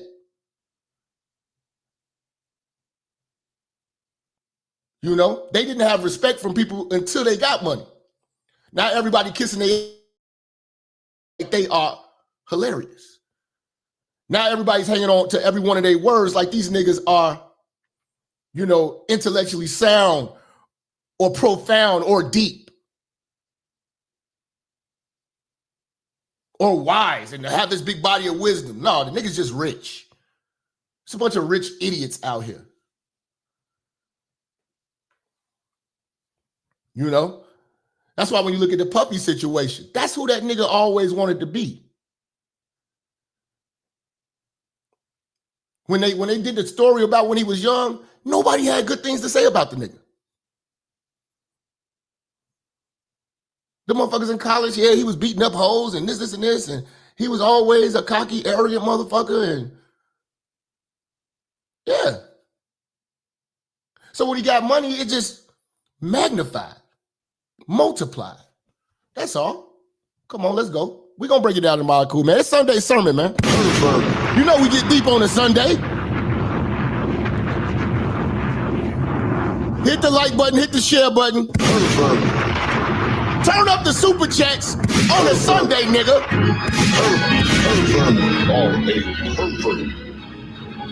Yeah, like Adrian Broner. Like Adrian Broner.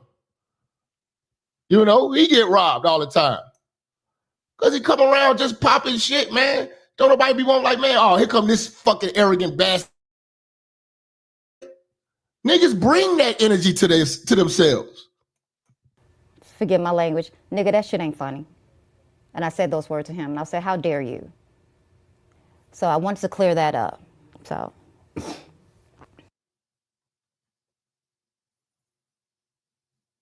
Let's go. A girlfriend of mine took me down to the studio. Damn, 1989? Shit! R. Kelly been doing this shit for a long goddamn time. 89? What was I, 5? And she wanted me to sing for him. I didn't sing that particular time. So 89 to 92 had no really interaction with Robert at all. I would see him out in clubs here and there, whatever, but no interaction. 92, I started dating one of the guys in Public Announcement, which led me back to Robert. And oh, he did Public Announcement dirty. Man, them niggas ain't doing shit. Them niggas was kind of cold too, man. You know what I'm saying? But he did them niggas dirty. I mean, them niggas out here, them niggas probably driving trucks right now. And he got to hear me sing at that particular time and wanted me to come down to the studio to sing some backgrounds for a new artist that he was working with. Y'all don't remember Public Announcement? That was the group that R. Kelly had with him on his first album? He was trying to do like a David Ruffin and the Temptations type of thing. Unbeknownst to me, it was Aaliyah. Hey, girl, you got that vibe. Kelly's just got it. Kelly's got it. Got to work and do most of the backgrounds on her album, except for AJ None But a Number. You know, and at that point, I was working a 9-to-5 job, okay? I was leaving that job, coming to the studio to do another job. And there was very little, me and Aaliyah interacted, you know, a little bit, but I was there to do a job. So there wasn't much interaction. She was around the studio. There were 3 other girls who Robert had brought on prior to me, and they were called, All right, hold on. or even think to look for anything. I started singing the backgrounds for her debut album. Now, mind you, her uncle, Barry Hankerson, is there. Barry Hankerson, I think he was the CEO of Blackground Records at one point in time. Because my one of my homeboys, he had got a deal with them. Shout out to Feeve. He from the Hundreds. He had signed with Blackground. And I think Barry Hankerson, the one that had signed him. He had a song in the city and shit. We used to be moving around with him and shit. Shout out to the Hundreds. Shout out to Feeve. He had a song called Ride It Like a Motorcycle. Barry Hankerson is Aaliyah's uncle. You know what I'm saying? And I think, I want to say, I thought they was through Motown. I thought it was like Blackground, Motown, Universal, or Jive. It was one of them. He's Robert's manager. Her parents are there. I wasn't thinking of, or even think to look for anything, you know, at that particular time. So, you know, I was there to do the job. Like I said, I would go home, come back, and do the, you know, same job over and over again until we were done with the Aaliyah project. And then I had no connection or any, you know, dealings with Robert until 1996. So I wasn't there a steady period of time to see anything. You know what I mean? And in 96, when I was called upon to do more background, I, you know, was singing in the studio, doing the background, what have you. And 2 songs in, he came into the booth with me and he was like, look, we're not just going to be working on anybody. And I'm like, yo, whoa, all right, let's go. You know, of course, I was elated by it because I'm like, yo, I'm about to work on my own stuff now. This is about to be great. Let me get to this pervert shit he did with her, with Sparkle. Hold on. Had a boyfriend. Okay. Robert didn't want me to have a boyfriend. Then 96. Okay. And then there was a hiccup. And the hiccup was I had a boyfriend. Robert didn't want me to have a boyfriend. Now, What is with these producers, man? Out of all the bitches in the world, you don't have to be fucking an artist. Like, dog, just get the money. She got a boyfriend. I can't work with her. Like, god damn, nigga. I mean, let that bitch say I got hoes coming tomorrow. I wouldn't be tripping on this shit. I wouldn't be tripping on I wouldn't be tripping on the artist, bro. Straight up. mind you, Robert liked me, of course. Not of course, but Robert liked me. And I wasn't giving in to his advances toward me. You know, he was a handsome guy, but I wouldn't go there. You know what I mean? And it was just something about him too. But anywho. Yeah, don't fuck the co-workers. Don't fuck up the money. God damn. There was a situation. That's one thing I never did. Fuck with no bitch I worked with. I already knew that was gonna be trouble. I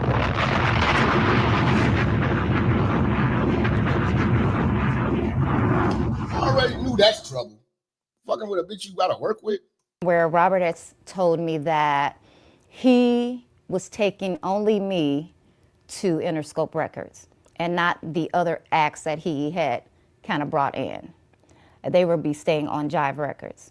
So now I told someone about this, and that person went back and told Robert that I told. Then the fact that I had a boyfriend, he didn't want me to have a boyfriend. This all played into his, I guess, insecurity. And he decided to take my deal away from me. You see? Now, if she was fucking him and he was doing shit like this could become one of those sex trafficking crimes. You know, when you're utilizing your power to get your dick wet. And because we gonna have to go into what's his name? Harvey Weinstein? Is it Harvey Weinstein? Is it Weinstein or it's Weinstein? He went to jail because of this shit. For the casting couch. Telling them hoes you ain't gonna get the role. You ain't gonna get the role unless you get down and do these ding-a-ling. This went on for some months. We didn't speak. He didn't call. I didn't call him. And then a meeting was to take place. Someone called a meeting to get us back into good graces. Listen to what I'm certain it was. Listen to what this freakazoid R. Kelly says to Sparkle's parents. Probably something to do with. We got another one.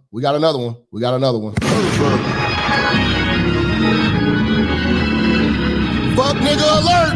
Fuck nigga alert! We got us one. We got us one. Here goes another nigga supporting perverts. Pervert. We got ourselves another nigga riding a dime for perverts with the paper. Pervert.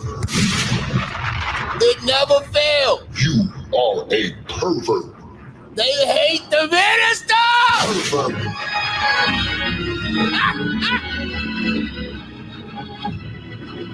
They hate the minister. Jap hates powerful men. Now I'm a hater. Pervert. We got us one. See, I bring the perverts out, man. Pervert. They can't help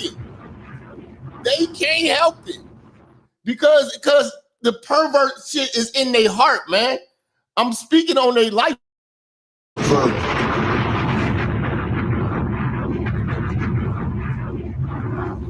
I'm speaking on their lifestyle. I'm speaking on their life, man.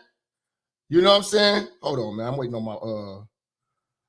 waiting on my damn groceries. Hold on. Let me grab it.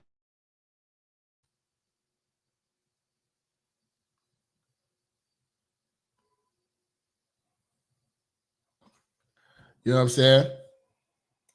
Interscope Records, because they had spent out a pretty penny on me. You know, I had done the Be Careful video already. You know, the promotions and stuff had kind of started. So they would be losing money if he were to do this. So a meeting was called, and we met at a hotel near the O'Hare Airport in Chicago. Barry Hankerson, which was his manager at the time, Robert, me, and I wanted my parents to come with me. Then my sister with the girl in the tape and my brother-in-law also came, because now they're like this. They, thick as thieves right now. Without me, I'm not in the picture. You know what I mean? They stayed. And a couple other family members also were there. Barry Hankerson and Robert, me, and my parents. The meeting got along. Barry Hankerson was doing a lot of the talking. Robert did speak some. And what he said out of his mouth next, I almost sank down into the chair that I was sitting in. He stated to my parents, "You know, your daughter's so fine, I jerk off just looking at her." To my mom. Do you know how I felt at that moment? Did you hear that? can't control himself. He's another dealer who just sits back and takes himself. What is with you niggas and all this jacking off? You niggas getting all this money and you just want to jack off?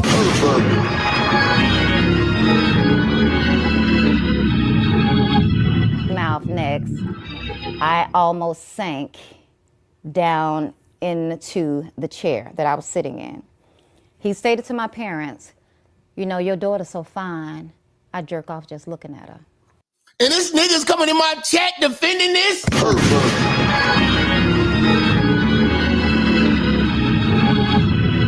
Go take yourself, fuck nigga. Go take yourself. That's why these niggas don't show their face. These troll ass niggas are so lame.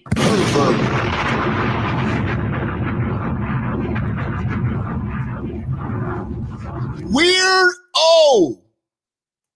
He said that to the parents. That's why I said niggas ain't players, they perverts. The money just allows them to be the best pervert they are able to be, man. I don't respect it. I don't respect it. Shout out Sunkiss, man. Turn up the chat room. Where we at on the lights? Y'all finna piss me off in a second. Where y'all at with my lights, nigga? Where y'all ass at, man? Turn it up, man. What's happening, man? What's happening? You know? This nigga tells the parents that he wants to take himself. This shit is getting real fucking crazy, man. I don't respect it. Obviously, these niggas do because they want to come over here, you know what I'm saying, and tell me I'm hating. This is a powerful pervert. To my mom and my dad. Now, your daddy is a fuck nigga. Your mama ain't really representing Chicago because your mama was supposed to go crazy. But your daddy is a fuck nigga. Sparkle. Your daddy's a fuck nigga. Wouldn't be no signing, none of that shit. Everything over with. We out. You found a way to pay. You found a way to pay Interscope back that money that they fronted you. It's over. We ain't signing shit. Send Dion to pray for these niggas.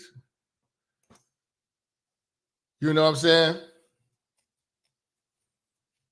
You know? You know how I felt at that moment? My mom and my... So that happened. We left the meeting. I was appalled. My dad spoke some words to me, which I won't repeat, but I should have listened to him. Just let me say that.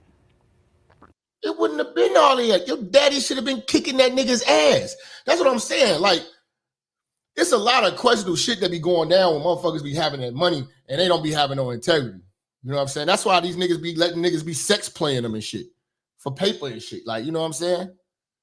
Like, I be like, man, where your integrity at? You know what I'm saying? But again, man, niggas will do anything when it comes to money. Then we kind of didn't really gel that well, but I came back on. Then That's where they fucked up at. She went ahead and went along for the money. Y'all whole family is fucked up. Y'all family don't have no real, y'all not centered around any type of actual values. Your whole family will do anything for money and to make it. You know? That's what I'm saying, man. Niggas don't have no integrity, man. No integrity whatsoever, man. But that's the auntie of the girl, the 14-year-old that R. Kelly did do with and put it on tape like a pervert. See, people don't understand. I followed that case very fucking well. in Florida, they raided his house. They raided it, and something was wrong with the search warrant, and they were able to deem all of the tapes of the underage girls that they found down in Florida to be inadmissible, and they couldn't use them. They had many tapes of R. Kelly doing wild shit with underage girls, but Florida local police departments fucked that up. So that shit will never see the light of day. The singer Sparkle, whose real name is Stephanie Edwards, claimed her niece was the underage girl in that infamous sex video featuring R. Kelly. Well, although a jury acquitted R. Kelly, surviving R. Kelly now credits Sparkle with really being one of the first to show. Hey, if y'all get a chance, man, after the show, man, go watch Surviving R. Kelly, man. He got a lot of victims. A lot of victims. And you'll hear about girls talk about, yeah, we met at the mall. I was 15 and I was 14. And, you know, he told me I was a singer. And you'll see it was like a Spanish chick. She still look good to this day. She was like a Spanish chick he had met. There's a lot of chicks. Some of them look fucked up, though. Some of them bitches didn't age right. Because he been doing this shit since the 90s. You got to think about it. We in the 2020s. You know what I'm saying? Look at that goddamn Surviving R. Kelly series, man. Woo! And then they did a part 2. R. Kelly was done. That's what got his ass locked up, man. And then it was right on the cusp of the Me Too movement. When the Me Too movement was booming, the timing was just awful. He was fucked. He was fucked. Shine a light on some of his alleged abuses. You better be careful what you say to me. In 1998, Be Careful, Sparkle's duet with R. Kelly, was the #1 R&B hip-hop song for 6 weeks. But now you don't even respond. Nah, you don't even respond. That nigga. Hey, R. Kelly is the king of singing a conversation. That nigga can sing a conversation to you. That shit is hilarious.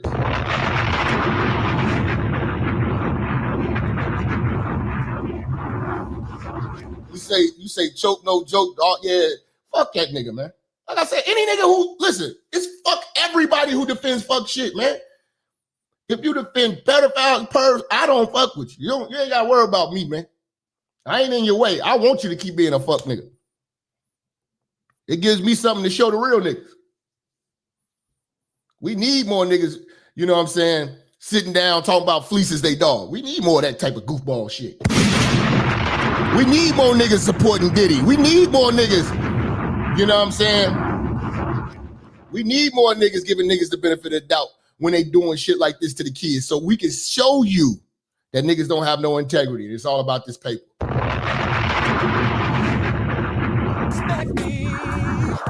But about 4 years later, their professional relationship crumbled amid accusations Kelly was sexually abusing Sparkle's then 14-year-old niece. I was the first person who spoke up and out against him, and I did it. Hold on.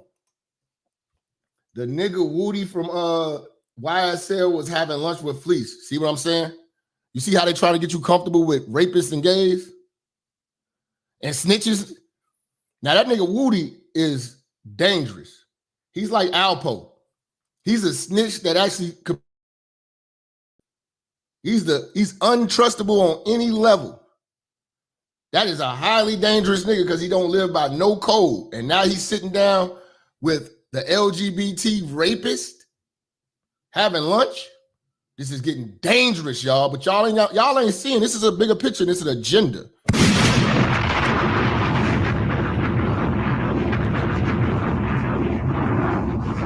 It's an agenda.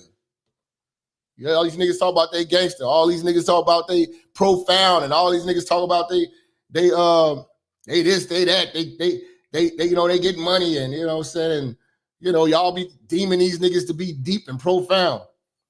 But this is the type of shit that they do. This is how they get down. They'll be sitting down with a prison predator rapist who rapes black men and calls himself the booty warrior. Niggas don't stand for nothing. Oh, it's content. Content these nuts. Content is nuts.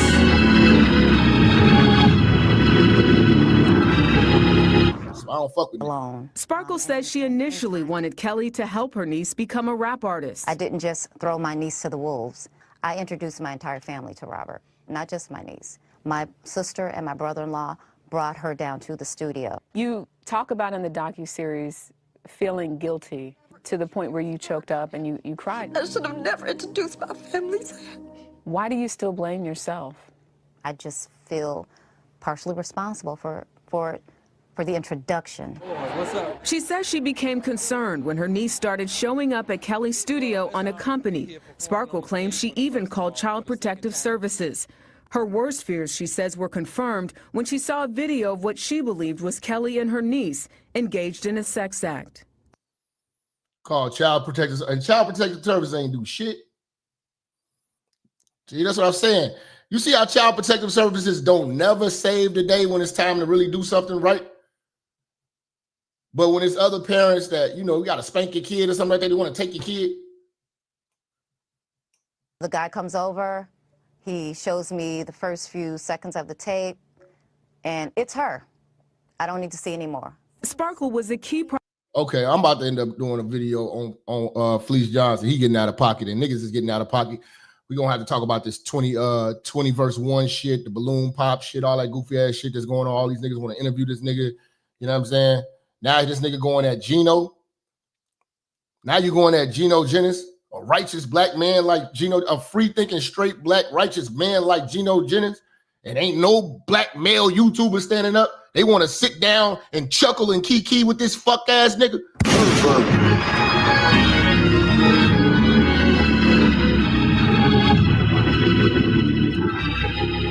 All right.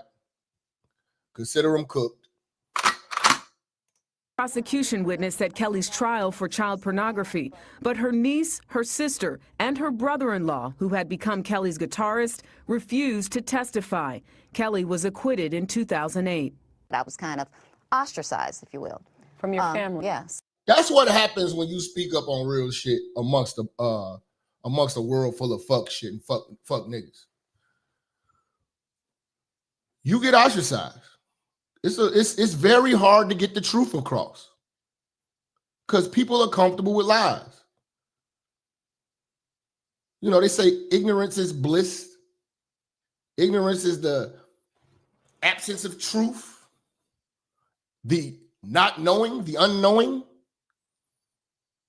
Bliss is a state of euphoria. It makes you feel good. So when that term is put together, you feel good not knowing. You know, you don't want to know the truth because it will fuck up your comfortability. Like that song from Mario Winans, that I don't want to know. If you're playing me, please don't let it show because my heart can't take it anymore. You know that in your head, you know this bitch is playing you, but you just don't want to know about it. You don't want to hear about it. I don't want to hear it. I want to see it.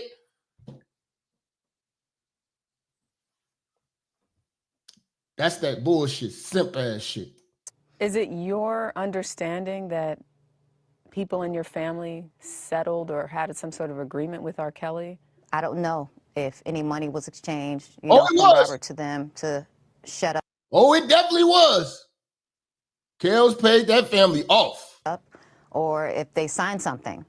I don't know. If he threatened them. I don't know. I've heard about their family balling out. They doing their thing. Anything.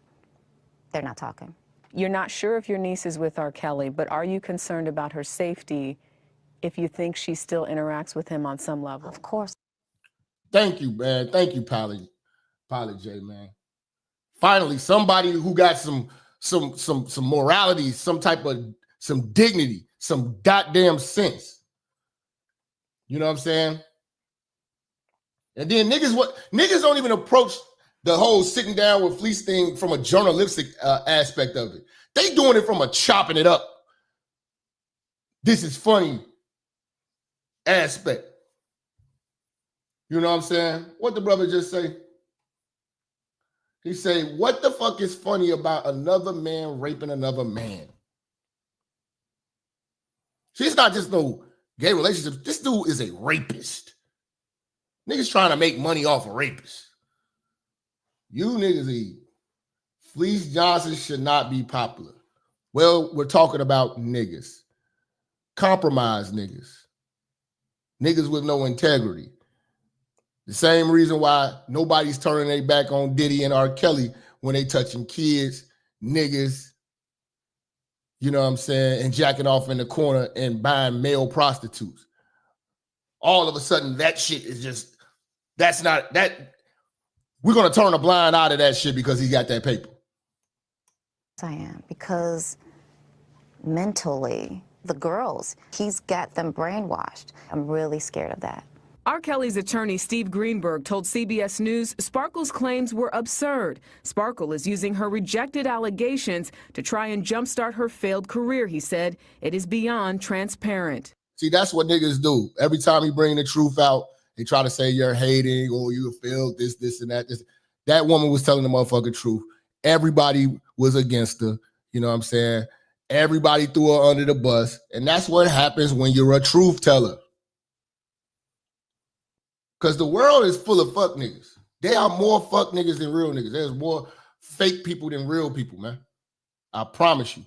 It don't matter how much money a nigga get. It don't matter none of that. There are more phonies in the world than motherfuckers who actually stand on principles and integrity and have morals. You know what I'm saying? You got to understand that. That's why the church niggas, y'all rare, man. Free thinking straight black man, that's a rare breed, man. We are the white men to the black community. Let these motherfuckers tell it. Shout out to Overhated Dale. He say niggas celebrate deviant behavior all day. All day they do.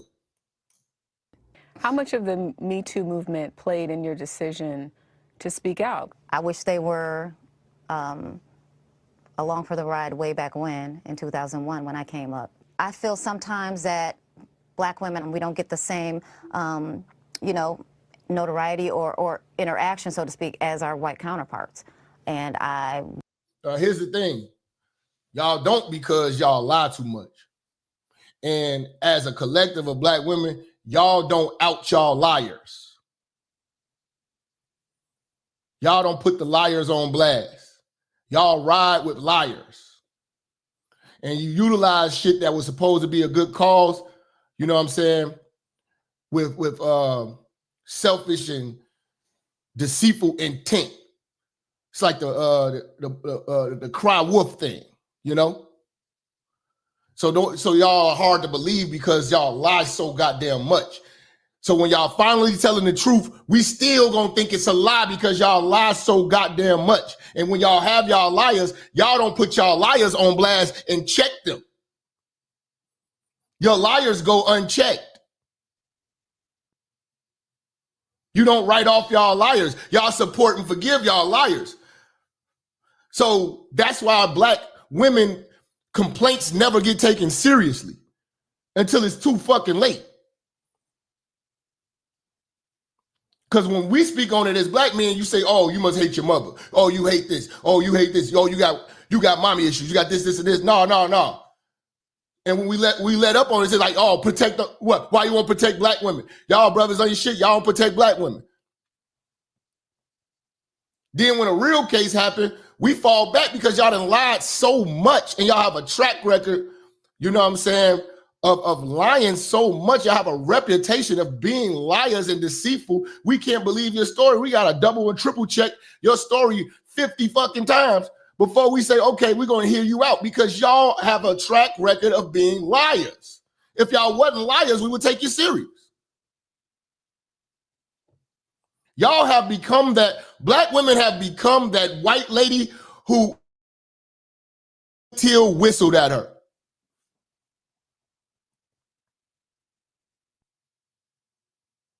Like the Duke lacrosse team, all that shit. What was the lady name? That Al Sharpton started a whole movement, bro. I think her name like Maury or something. Was it Tamika Maury or something? She said she got attacked by the KKK in New York and they smeared feces on Tawana Brawley. Y'all have a track record of starting a bunch of shit because of y'all lies. That's why it's hard for us to take y'all serious.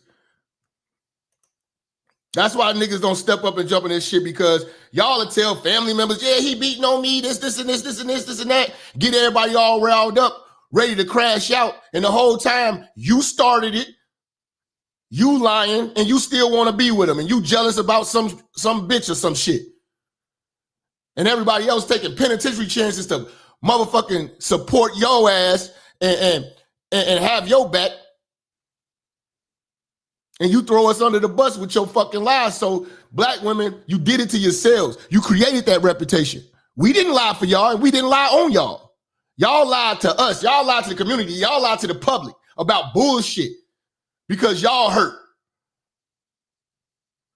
So when real shit happened, like when a girl get touched and shit like that, we started to give, we don't even give the girl the benefit of the doubt. We automatically figure this bitch lying. We want to know what happened. We gonna give y'all a hard time. Y'all earned that hard time with your reputation. Understand that. You could clear that reputation up if y'all were self-checking yourselves as a collective of black women, if y'all were checking yourself and checking each other and governing each other and outing the bitches that lie. Because the bitches that lie are the problem. And that's why shit like this goes on for so long and nobody believes it. Y'all are such liars, y'all don't even believe yourselves, because it'll be a young girl being abused by your boyfriend and you aside with the boyfriend because you doubt your own goddamn daughter because y'all don't even love your own kids and you think your kids are liars. Because you raised a little lying ass back because the kid was lying all the time when they was little, and then when they finally tell your ass the truth, you don't believe it. But it was the fucking truth. That's the problem. What happens when you are a lying piece of shit? Because when real shit happens, we can't step up and figure shit out because we can't trust y'all. And this don't cost $1 for you to tell the motherfucking truth. You just don't want the embarrassment of the truth of the whole nature of which you've done whole ass shit and put yourself in whole ass situations that you want everybody else to fix, but you don't want to have the accountability for it.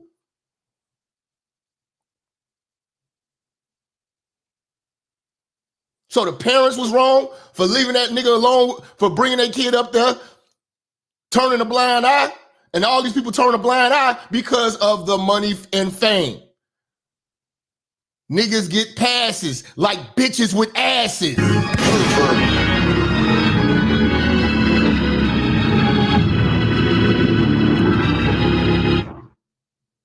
Niggas get passes like bitches with asses. Niggas with cash get a pass like a bitch with an ass. And that's exactly what's happening. I'm watching it. I'm not living. Listen, bro, I understand. I might be alone in this fight. You know what I'm saying? But I know I'm right.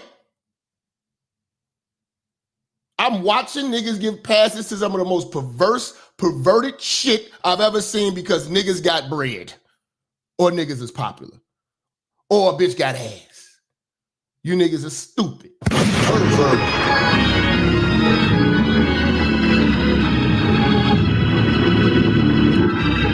What grown man is sitting around here wearing matching clothes with a 15-year-old? And you almost 30, nigga. What kind of parents allow that to happen?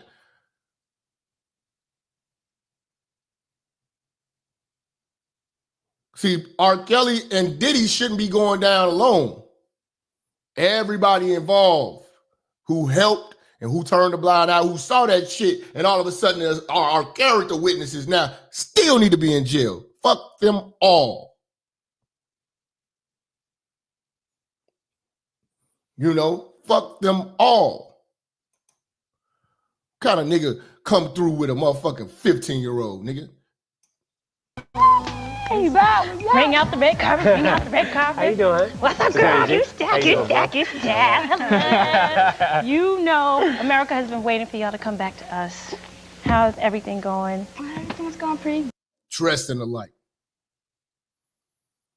Nigga, I used to do that shit with my bitch when I was like 16. Remember them motherfucking magic photos at the mall and shit? You know what I'm saying? We go get a matching jumpsuit, shit like that, go to the movies and shit, and go take the magic photos. That's some teeny bopper shit. Nigga, you 27. Shout out to Lucky Lefty, man. Blessings, Jap. You're saying exactly the frustrations of every free-thinking straight black man. Yes.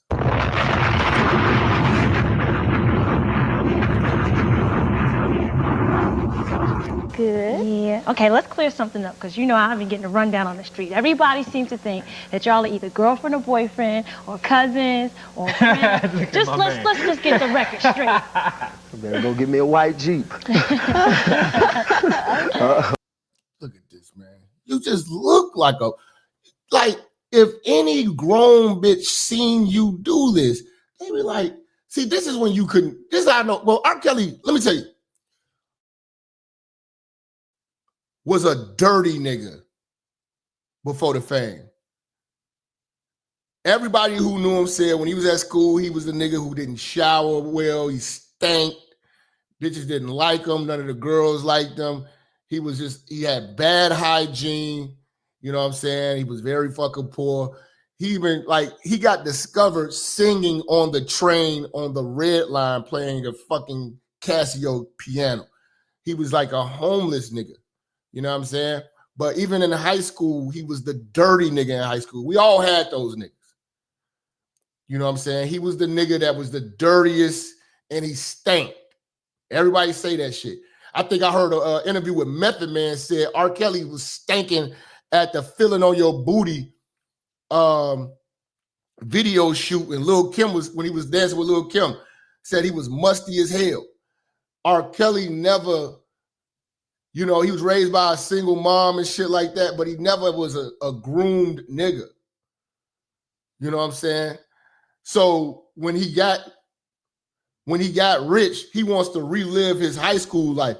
He doesn't feel comfortable talking to grown women. Like the nigga who used to manage me used to manage Boo and Gotti. And bro told me R. Kelly tried to push up on Ashanti. Ashanti wasn't going. You know what I'm saying? And they had a real hard time getting that song out that he was supposed to do with Ashanti or whatever like that because he was trying to crack and Ashanti wasn't going. But Tony Braxton, this is a real story from real niggas who know. Tony Braxton wanted to fuck with R. Kelly.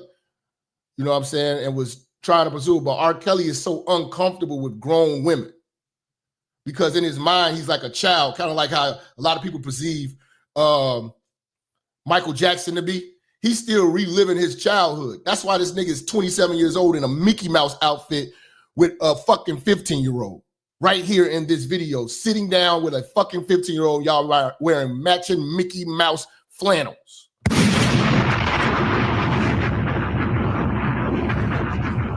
See, grown women in the Chicago, like he had grown women wanting to get at him. Like Tony Braxton wanted that nigga. You know what I'm saying? But he couldn't see himself fucking with a grown ass goddamn woman. You know what I'm saying? Because he can't hold a grown conversation. The nigga can't even read. He had a motherfucker who was with him that would read for him that he trusts, but he doesn't know how to read. All his music, he put it on a recorder. He recorded. Like he recorded on a phone or he recorded on like a recorder. You know what I'm saying? He never knew how to, he never read lyrics. He don't know how to read. Didn't read contracts. People read it to him. You know what I'm saying? So like he was like really like, I don't even want to, maybe it was his upbringing with his mama. It was the neglect, but he wasn't well bathed in high school. That's what word been for the longest. It was like R. Kelly was one of the dirtiest niggas in high school. You know what I'm saying? So he never got no attention from the ladies. So he didn't grow into the game. He got fame and then he's trying to figure it out. And the only people who could probably somewhat talk to are kids. Because in his mind, socially, in his mind, he only knows how to socialize with young people. Because a mature adult, he can't converse very well with. You know what I'm saying? Well, no, we're not related at all. No, we're not. We're just very close. He's my best friend. Yeah, cool. Now, Jizzy B. That's a boy. What is with your name, man? Jizzy B. You have got to watch the show from the beginning. I've already talked about the D-Boys. You're late to the cookout. In the whole wide. I found Leah. As a matter of fact, Barry Hankerson, my manager, who's her uncle, told me to go up to Detroit and hear her sing. Once I got up to Detroit, I didn't have to hear her sing because she was glowing. I knew she had it. As soon as she started singing, that verified it. And from there, we became here. And you see how he talk like a Bubba Gump nigga? You know what I'm saying? I found the, he ain't even close his mouth one time, just salivating and shit. I found the Detroit, I knew.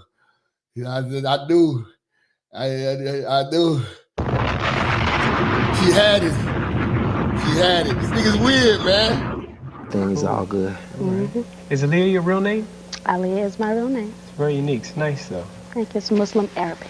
All right. Does it? I mean, do you know the meaning, or does it have a meaning? It means the highest, most exalted one, the best. All right. There we go. Cute. Let everybody know. Can you say it one more time so we make sure we get this?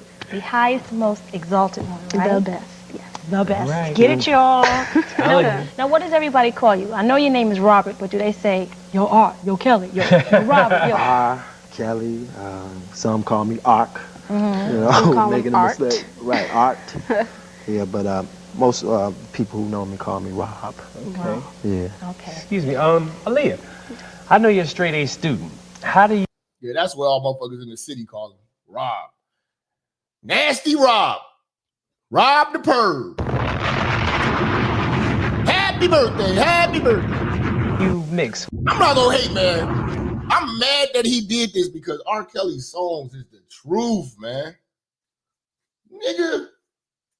Y'all remember that? Happy birthday, happy birthday, happy birthday, bitch shake. That shit, man. When that shit used to come on in the club, nigga, all you see is titties and ass stampeding.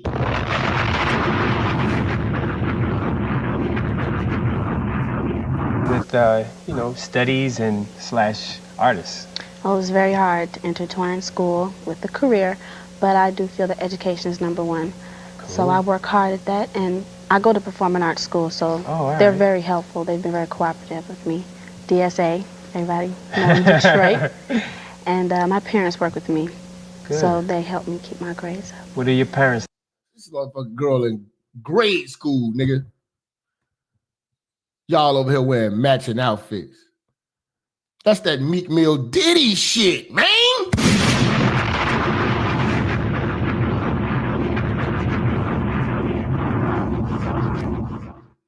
Think about your career. They're very happy for me that, I finally got where I wanted to get. I've been working very hard, and they've been a great support. Ever since I was a little thing, used to run around and sing, and they've helped me. They've developed me. Now, how do people around you act? I mean, you know how people say you've changed, and it's usually not you who've changed, but the people around. Man, rest in peace, Leah, man. That was a beautiful young lady, man. She still would have been, I think she still would have been fine as hell to this day, nigga, if she was alive. I think she'd been fine as hell. Around you, do you feel that kind of vibe going on? Well, my friends at school, they've been supportive. They don't think I've changed any. They're the same. I'm the same. We're all the same. That's cool, man. Now, how is he to work with? Rob is great to work with because really it's not like we work because we're like really close. So it's like just fun, really. We just hang out. And these niggas don't even just be fucking regular. They be doing like traumatizing shit to these little girls, man. Like, you know what I'm saying? Like the Diddy shit, man. Like y'all niggas peeing on women and shit. Like, man, what the fuck? How does that? The thought of that don't turn me on. Like piss.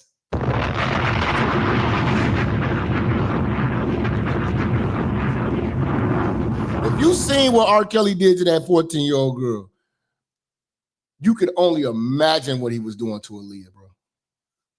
You could only imagine, man. Sing. I don't ever remember working. Yeah, it's just like fun. It seems like you had a lot of fun recording your album, but is there any song on the album that is your baby that you like more than others? At your best. At your best. At your best, you are loved. And that's what we're going to peek at today, right? That's right. Why that song? Because I love the Isley Brothers. And I really admire them. They're very unique. Their sound is very unique. You can tell. A lot of people take classic songs and butcher them. They really produced that motherfucker At Your Best from Aaliyah. You know what I'm saying? Because it's a lot of songs that shouldn't be touched. You know what I'm saying? Like, what was that song? Because Beyonce fucked up, I want to say it was either Earth, Wind, and Fire song or a Frankie Beverly song. What was the song that Beyonce fucked up that was like she redid it. I think she fucked up a Frankie Beverly song. What was it? It was God damn. Before I Let Go. Beyonce fucked that up. That remix, she fucked that. Nope. They fucked Before I Let Go. Beyonce should not have touched that. They tried to funk it up and oh my God. Fuck God, don't fuck that song up. They turned that shit into nail shop music. Oh my God.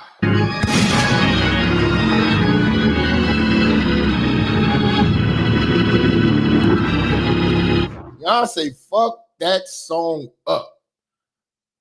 That Before I Let Go, oh my God. Man, she fucked that up. Beyonce can't come to the cookout for that one, man. We got to suspend her from the cookout.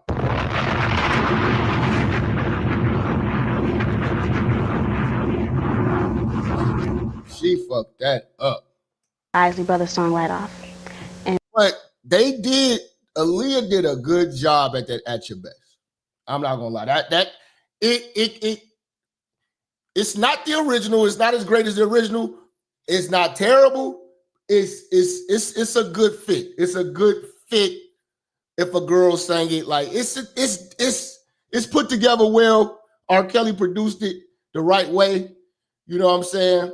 She didn't overdo it. She didn't underdo it. It's good money.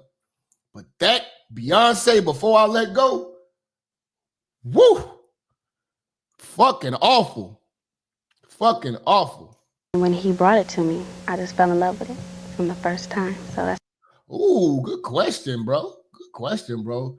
Beyonce or Aaliyah in their prime? I'm going to go Aaliyah. I'm going Aaliyah. Who you got? I'm going Aaliyah. Aaliyah got real hair. Beyonce ain't had no hair. You know what I'm saying? Beyonce kind of got like a lemon head. I'm going to go Aaliyah. Aaliyah just got that. She got that it. Like if you look at that Tell Me That's Somebody video when she was in that dress with that baby girl. I'm the man from the big VA. Won't you come play around my way? But what do I say? Timberland. That she just her swag was just sexy. Beyonce got to put a lot of effort into it. She like a big Diana Ross says. She's just larger than life. She's just too loud. You know what I'm saying? Aaliyah's smooth with it. I like Aaliyah, man. That's why I love it. Where'd the title of the album come from? She's running around the studio one day with her friends, talking a lot of smack. Talking about age ain't nothing but a number, girl. I was like, what you trying to say? So immediately I heard the song, and I said. See, her friends was telling her, what you doing with this old nigga? You too young, this and that. And she told her friends, age ain't nothing but a number. He probably put that game in her head. You know what I'm saying? Because she was already fucking. Called her back 15 minutes later, told her, check this out. So we cut the track right then and there. And for the record, you are how old? That's a secret. Women doesn't disclose her age, y'all. Keep it in. I hate when women say, you don't ever ask a woman her age. Bullshit! You better. Some of these bitches be underage, nigga. You want to be pushing the line. You know what I'm saying? I don't even like the swagger of young bitches, though. I ain't gonna lie to you. They just too loud. You know, I don't like, they too rambunctious. I don't like a bitch that's all online and going live and shit. That's young bitch shit anyway. You know what I'm saying? And I'm especially disgusted when I see an older bitch doing that shit. It's disgusting. The rat. That's right. So now y'all getting ready to set off this tour. And I want you to know I'm coming with you because I'm on the heavy D side, so we're going to set it off. Tell them about the tour, the package. I don't think everybody knows about it. Wow. Well, first of all, there's going to be a lot of excitement. Heavy D from This nigga, y'all, I can't even watch this no more, man. Grown ass man with a Mickey Mouse, with matching Mickey Mouse outfits with this young ass girl, man. You know, and this is what I'm saying when you're dealing with these perverts like Kels, you get the same results like P. Diddy, man. And it's just, and the way that we back and support these pervs, they just look so stupid. And they can't defend this shit. They don't even have to defend this shit because it's always some fuck niggas that's going to defend for them. But when they have to defend themselves, they look dumb. Like when R. Kelly had this interview, trying to defend himself. He looks stupid. About you. Do you like teenage girls? When you say teenage, how old are we talking? Motherfucker, teenagers. You know, 13, 14, 15, 16, 17, 18, 19. Teenagers.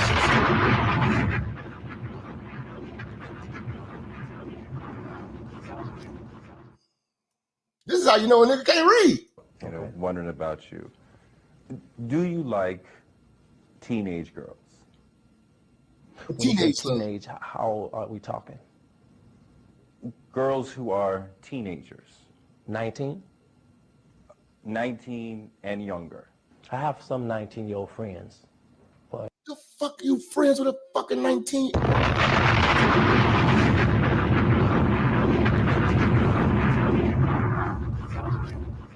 Man, I'm Kills. I'm not fucking with you 19-year-old idiots. I don't like anybody illegal if that's what we're talking about, underage. Uh-huh. Some people think that you like underage girls. I'm not friends with no 19-year-old, bro. Like, I know it's legal. I know it's legal. We can fuck 19-year-olds. We can fuck 18-year-olds. Do you really want to? Do you really want to?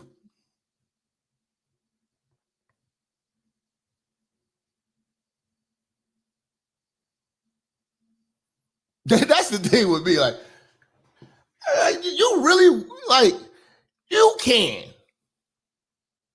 Like in Illinois, you can fuck a 17-year-old. 17 is the legal age of consent. In some states 16 is. Do you really, as a grown man, want to even be around that shit?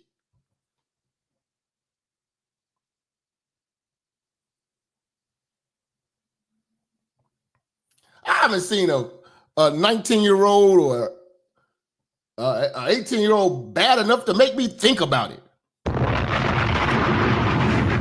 Them hoes still developing.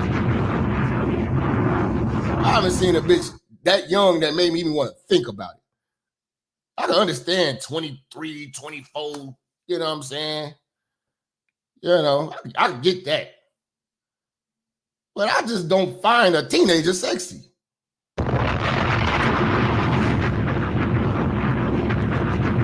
I'm just saying, I get it. It's legal. She grown, age consent.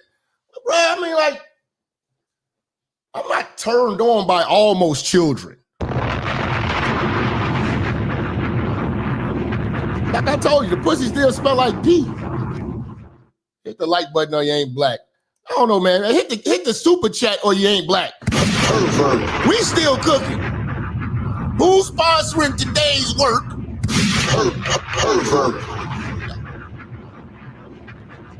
I don't. Like I said, I like when a woman is sexy. You know? Teenagers aren't sexy. They're teenagers. Like, the bitch still wears sneakers. I don't like bitches that wear gym shoes. Give me a real bitch.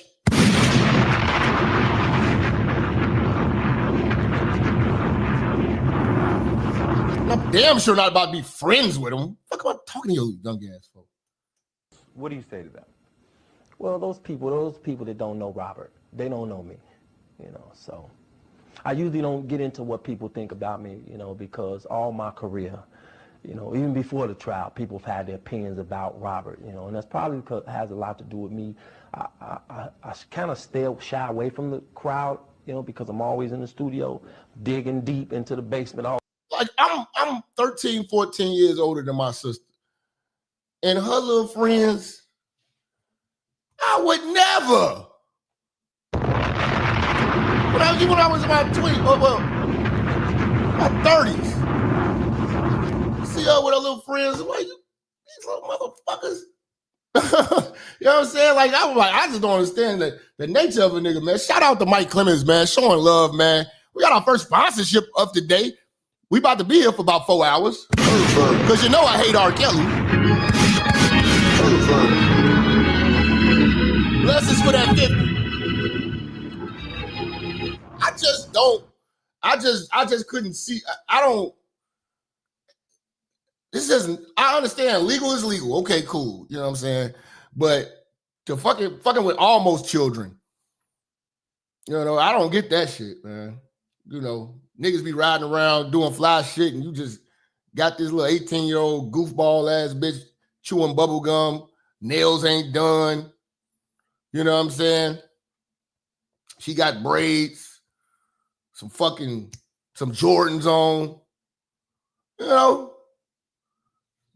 It's just like, what the fuck? Ain't nothing sexy about no fucking kid. All the time of my house creating music. I mean, like I said, it's not illegal. And I guess at least you're not gay. But this me. I'm not turned on by no 18-year-old bitch. There's just nothing sexy about an 18-year-old bitch, and I'm not about to be trying to build a little 18-year-old bitch up. You know what I'm saying? That's my baby sister age and shit. Like, nah, man. So, people, when they don't know you and they can't really touch you like they could. Okay, so I'm capping. I'm telling you how I feel, and I'm capping. So you seen an 18-year-old bitch that's just sexy as shit? Or is it the fact that she was just a bitch? Because usually you niggas got to dress these little 18-year-old bitches to try to make them look older. You turned on by a bitch with a bubble coat and a book bag, a ponytail, and some gym shoes? We just different. I ain't saying it's illegal. You can do it all you want. I'm capping. Yeah, all right, bro. Like I told you, I'm just different. I'm not like you niggas. Law legal, not morally legal. I mean, it's like I say, man, you're not gonna go to jail for it. You know what I'm saying? And I really, truthfully, I don't know if I could call you a pervert. I don't know if I can.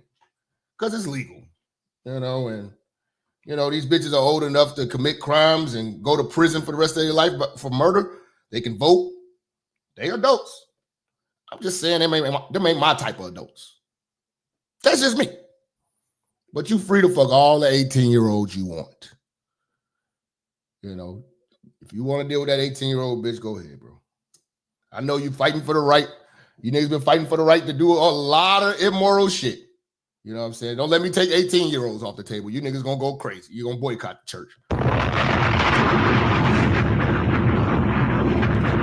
Niggas gonna boycott the church. John saying we can't fuck 18-year-olds. I'm like, nigga, do 18-year-olds really want to fuck you without paying?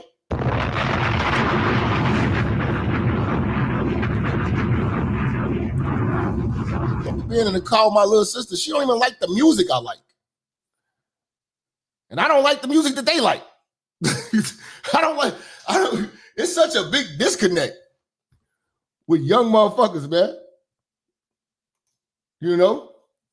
They do not like our shit. We don't like their shit. We don't dress the same. We don't converse the same. We don't even like the same foods. It's like, you really trying to teach a bitch, I guess.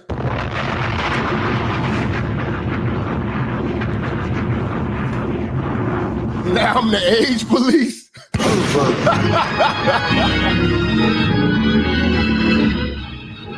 nigga say I'm the age police. You know what I'm saying? Like, you can't even drink with the bitch. You can't even have a drink with the bitch. She's 18. You can't even have a drink with this bitch. That's illegal.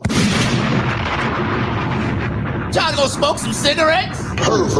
She can't go nowhere with me. She can't go nowhere with me. This is like, man, what the fuck am I doing with an 18-year-old bitch? We sneaking around? What the fuck?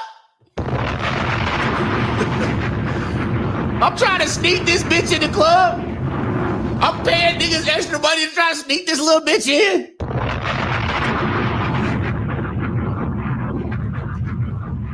The most I can get this bitch is a cigarette. What we going to get? What we going to go play? Miniature golf? Bumper cars? We go bowling. I go bowling with this bitch. She drinking virgin daiquiris at motherfucking Red Lobster. What the fuck am I doing with an 18-year-old bitch?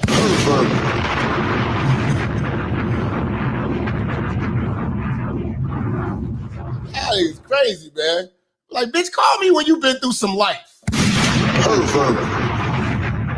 What the fuck are we gonna talk about? I be laughing, niggas be like, man, she understands me. What? How does an 18-year-old bitch understand your 40-year-old ass, nigga? You are a pervert. Niggas be 40. Talk about this 18-year-old bitch understands me. Thoughts about you that they like to, think. So some of the people who have worked with y'all going out for ice cream and shit. The fuck?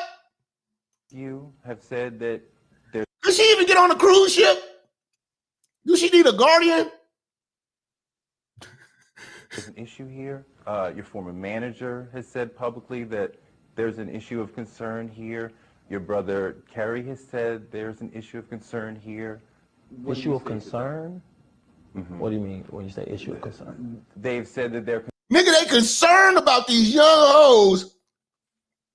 You been fucking, nigga, you got a track record of it. You got a reputation of this shit. You popping up at high schools. You popping up at Rock and Roll McDonald's. You popping up trying to marry 15-year-olds. Yes, we have a concern about you being around children, Rob. Concerned that you like underage girls. Yeah, this bitch want to play Uno. We playing spades. We playing spades. Cut dope spades.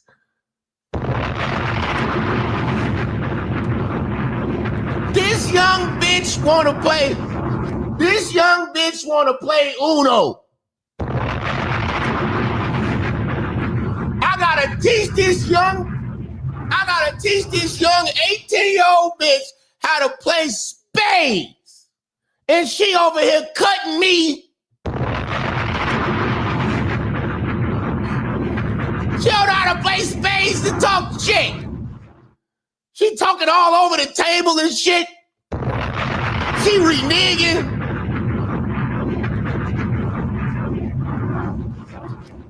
You know, she want to play Uno, talk about some draw four. The color is blue.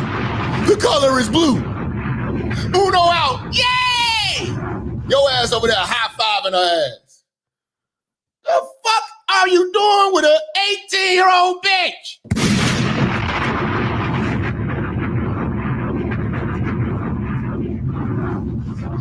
Bitch don't even know how to play Monopoly. Talk about too many words on the board.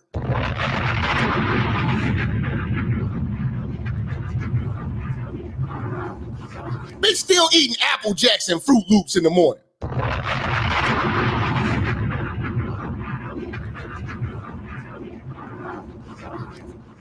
Bitch over here eating crunch berries and shit. For breakfast and shit. Doing TikTok and shit. Doing TikTok. You know what I'm saying? Ain't got a pair of sexy drawers to save her life. All Walmart, Kmart drawers.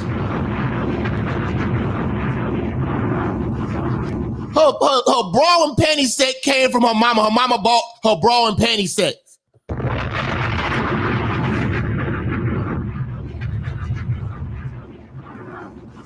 From Target for back to school.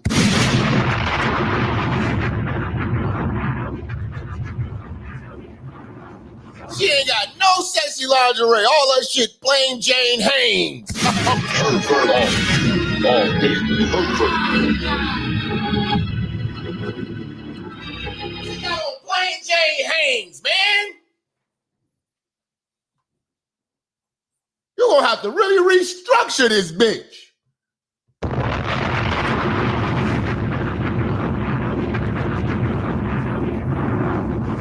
This bitch wearing sports bras and ponytails and shit. You know what I'm saying?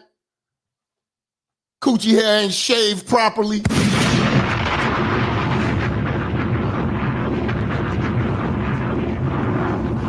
Toes ain't done.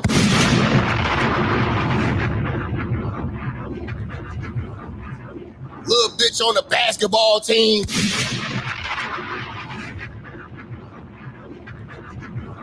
Got the feet of a volleyball player. Pervert, you are a pervert. Get the fuck out of here, man. Bitch just chew gum all day and talk shit and text message. Yeah, okay, hey man. At least you ain't gay.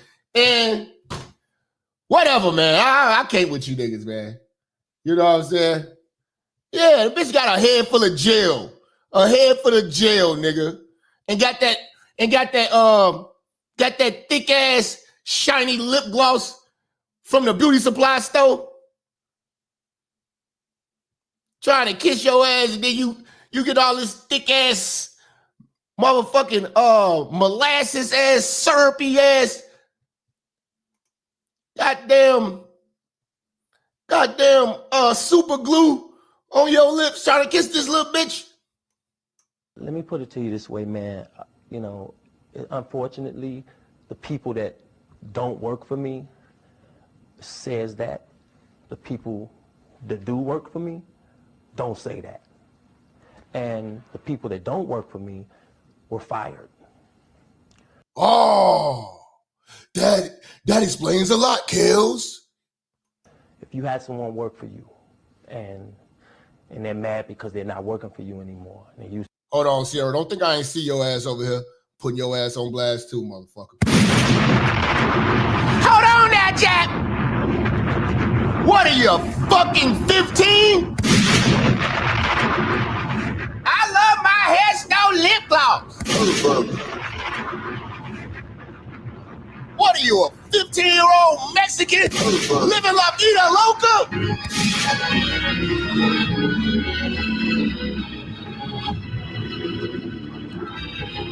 I come from the era where the hoes used to take that little eyeliner pencil and draw that line around their lips and then put that shiny ass lip gloss on there.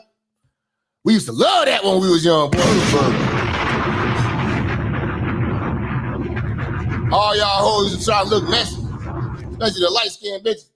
You know what I'm saying? She's like, I'm 37 and I love it. Shut up. Your 37-year-old ass out the motherfucking beauty supply store with that cheap shit.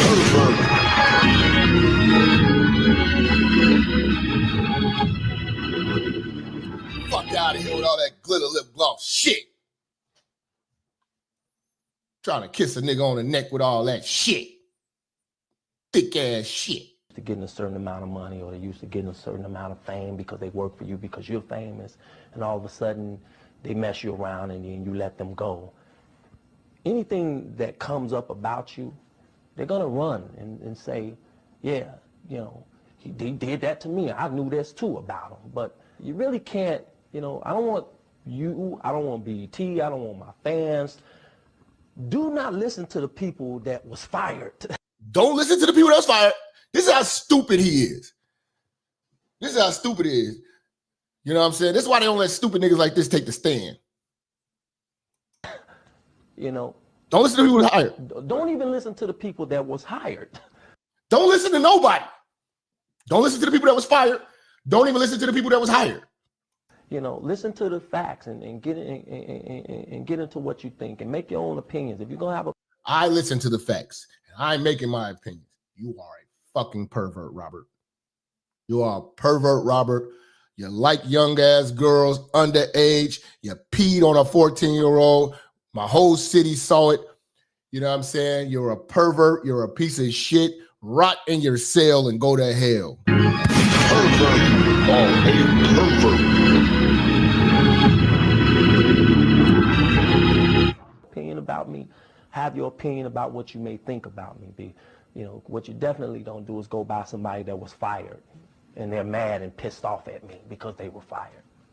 But your brother Kerry was not fired. He's still your brother. Yeah, he was fired. But he's still your. Yeah, he was fired. I met Kerry Kelly in real life, man. He told me and my homeboy about Rob, man. He was like, man, that nigga did that shit, and he tried to blame it on him. He tried to blame it on him. He tried to pay him like 50 G's to take the charge. That nigga was gonna be man, you ain't gonna pay me 50 G's to be a sex offender. You know, if R. Kelly got out right now, you know he got to register as a sex offender. R. Kelly will have to come out and register as a sex offender for the rest of his life.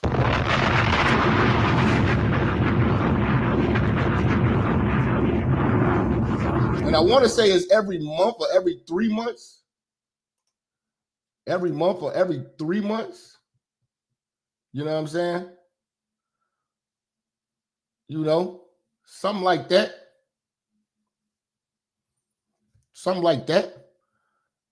Why did you fucking stop the stream elements? The B, what did you do that for? Relax in the chat, man. You fucking up the chat. Your brother. Doesn't matter. He's still my brother, but if he's still my brother, why did he get fired? Why did he get fired? I can't get into that. Okay, fair enough. But let me just say this. You know, we may fire each other, but I fired him 1,000 times and rehired him. Yeah. You know, but you know, it's unfortunate that it's like this. But when you're oh, his brother was out there doing bad, man. His brother out there. R. Kelly, one thing R. Kelly did not do is take care of his people, his family. Shout out to Naima, man. These perverts must be stopped. Yes, but y'all got to speak up and stop giving niggas passes when y'all see them do some perverted shit. For me, when you're R. Kelly, everybody want a piece of you. And if you don't give them a piece, they'll find a way to get a piece of you, one way or the other. Man, I've been blackmailed 1 billion times in my career. Before the trial, during the trial, after the trial. I've been sued for stuff that, ridiculous things, you know. At one point in my life, I was an ATM machine, you know. Yeah. People just come up and just push whatever, and if it don't come out, they'll go tell somebody this, or they'll go run and say this and run and say that, you know. I'm used to that. That's because you have no game and you a stupid nigga with money. Let me take that back. I'm not used to it, but I'm used to the fact that I know that people will do it. Well, if you know that, then you would not be moving like a fucking pervert. You would move smooth like a player, but you were not a player. You had no game in high school. You never knew how to talk to women. And the moment you started getting women attention, you turned into a sexual deviant because now you get to fulfill all of the fantasies you want because you can hide behind money. And your fantasies are all perverted. Only a man who is a pervert wants to urinate in a woman's mouth.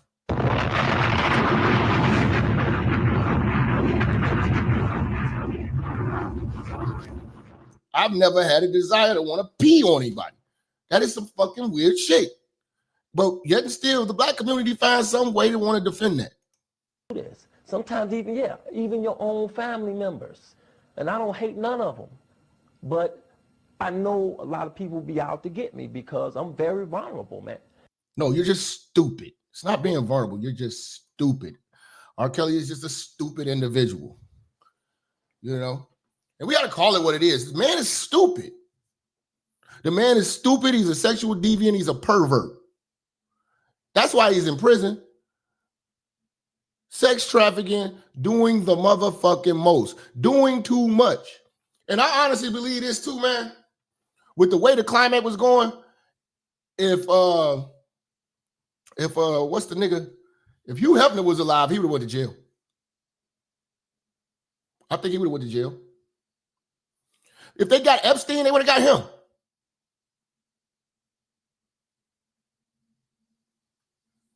I just never heard a lot of freaked out stories about him, man. You know, they kind of kept it under wraps, but if they got Epstein, they would have got him.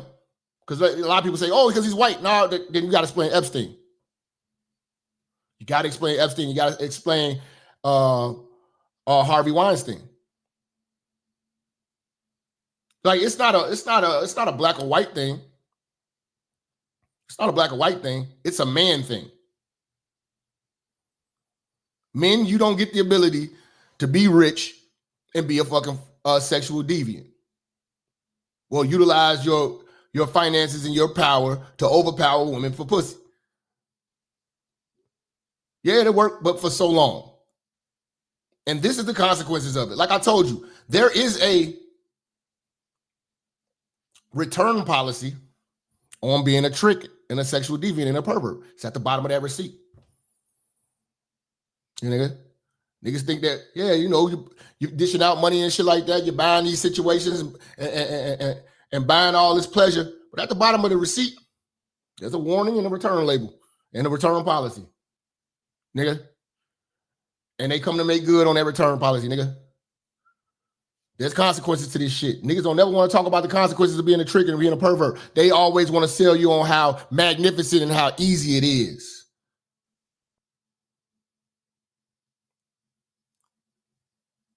That's why you're seeing after 2 years of popularity, look how far the passport bro movement failed and how it kept getting exposed and how much lame and crazy shit was going on.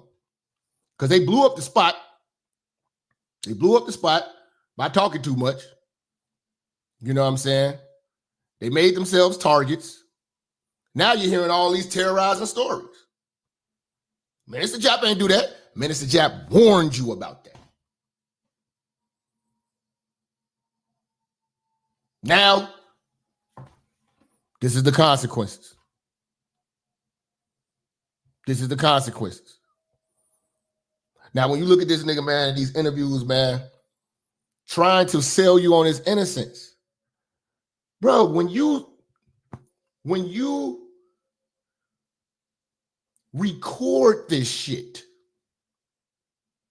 you don't leave room. You don't leave room for benefit of the doubt.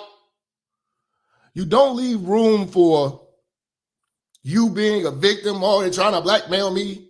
You don't leave room for innocence. Presumed innocence. You don't leave room for presumed innocence when you're on fucking camera doing this devilish, deviant, perverse bullshit.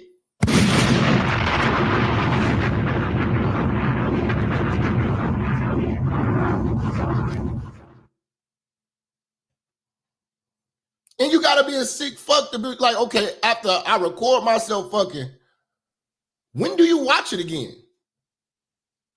Oh, when you're all alone and you want to just go take yourself? But you're supposed to be a rich, famous man about all this game and all this stuff. Why don't you just call a bitch? Why don't you go out, get up, lace up your boots, get out in the streets and get in a bitch's face? What's the purpose of being rich if you jack it off in the cut?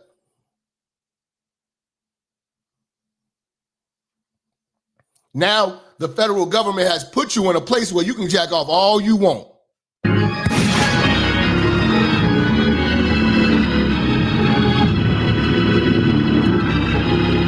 They put you in a 6x9 cell where you can have all the fun and take yourself for all your years to come. Robert, Sean, You'll be taking yourself in that cell.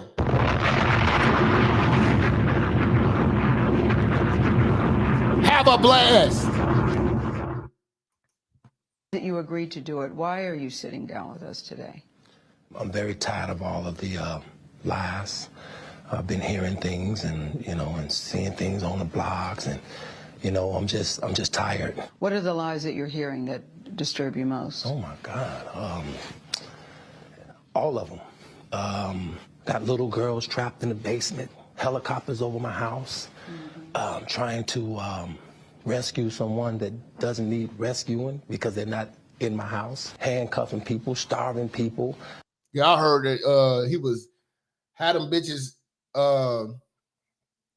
locked in the studio with a bucket to shit in, and then he still want to fuck them.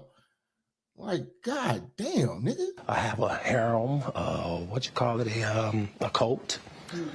I don't even really know what a coat is, but I know I don't have one, Have you done anything that you regret? Have you done anything wrong? Lots of things wrong when it comes to women that I apologize, but I apologize in those relationships at the time I was in the relationships. Have you broken any laws when it comes to women? Absolutely not. The 6-part series interviewed 50 people, family members. What was all that whispering for? Absolutely not. This nigga's just nervous. He nervous. His voice is going up and down. He's nervous. Because it's the truth. The truth make niggas uncomfortable. Your former tour manager, numerous women who all claim that you abused them. Yeah. Are you saying everybody in that documentary was not telling the truth about you? Everybody? If you really look at that documentary, which I'm sure you have. I have. Everybody said something bad about me. Nobody said nothing good. They was describing Lucifer. I'm not Lucifer. I'm a man. Those were called victims, Robert. What victim's gonna have something good to say? Your dumb ass put them on tape. Make mistakes, but I'm not a devil, and by no means am I a monster. I'm going to name the names. Andrea Kelly, your ex-wife, Kitty Jones, Lisa Van Allen, Lisette Martinez, Geronda Pace. See, this is the thing. It's one thing if it's like one line ass bitch, you know what I'm saying? But when you got 20 bitches and they all got the same goddamn story, they don't know each other. Just like Diddy, these bitches are from all over the different states, different walks of life, different ages, don't know each other. These niggas, they all got the same story. All of these damn. You think that all of those sex workers knew each other? None of them knew each other. They all got the same fucking story. So everybody ain't lying. Faith Rogers, Asante McGee. You're saying everything they said in that documentary about you is not true. They are lying on me. Why would these women say the same thing about you? That you are controlling, that you are abusive, that you tell women when to eat, when to go to the bathroom, when they can sleep, where they can dress. Why would all these women tell these different stories about you if they were not true? And they don't know each other. That defies logic. I didn't even know she said, I swear to God, we on the same frequency. None of these hoes know each other. How are they stories the same? To me. Right. Until you hear the explanation. You can start a rumor on a guy like me or a celebrity just like that. All you have to do is push a button on your phone. And let's ask the high school principal at Kenwood if your ass was popping up over there looking for young girls. Nigga. Say, so-and-so did this to me. R. Kelly did this to me. Who in this chat room from Chicago who know what I'm talking about R. Kelly bringing the Range Rovers up there to Kenwood? I'm talking about soon as they get out of school, he outside with the guys. I mean, if you get any traction from that, if you're able to write a book from that, if you're able to get a reality show, then any girl that I had a relationship. Mike from 87, he know what's happening. King, I don't know what side you from. I'm probably the east side. You know what's happening. Who else? Who from the city know? Really? How this nigga was getting down? Oh, he would go to the Hyde Park over there on Stony. There you go. There you go.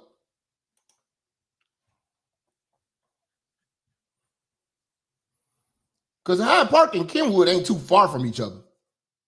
If you want to be technical, they probably like 2 miles from each other. Hyde Park and Kenwood about 2 miles from each other. Come on, man. Yeah, probably it's stories of niggas. Like, come on, man. Like, that's why I only have arguments when it comes to R. Kelly with niggas who are not from Chicago. Because ain't nobody in Chicago gonna ever defend this shit. Because we know. We from the city. We've been in these barbershops. We've seen the tape. We know because everybody say, what is Kels doing up here at Kenwood? Motherfuckers got to call. Kels over here at Kenwood. Kels over here at Kenwood. Motherfuckers like, when he's in high school, everybody like, R. Kelly up at Kenwood. I didn't know he was at Hyde Park, but probably was at Hyde Park too. Relationship in the past that it just didn't work out. She can come and say the. Shout out to Mad Dog. He from Markham, Harvey. Shout out to Markham, Harvey, Dalton, Cal City. Dixmoor, Robbins, Phoenix.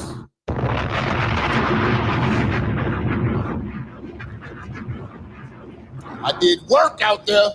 Same exact thing. Are you blaming this on social media? I'm talking about the power of social media. Have you ever had sex with anyone under the age of 17? No.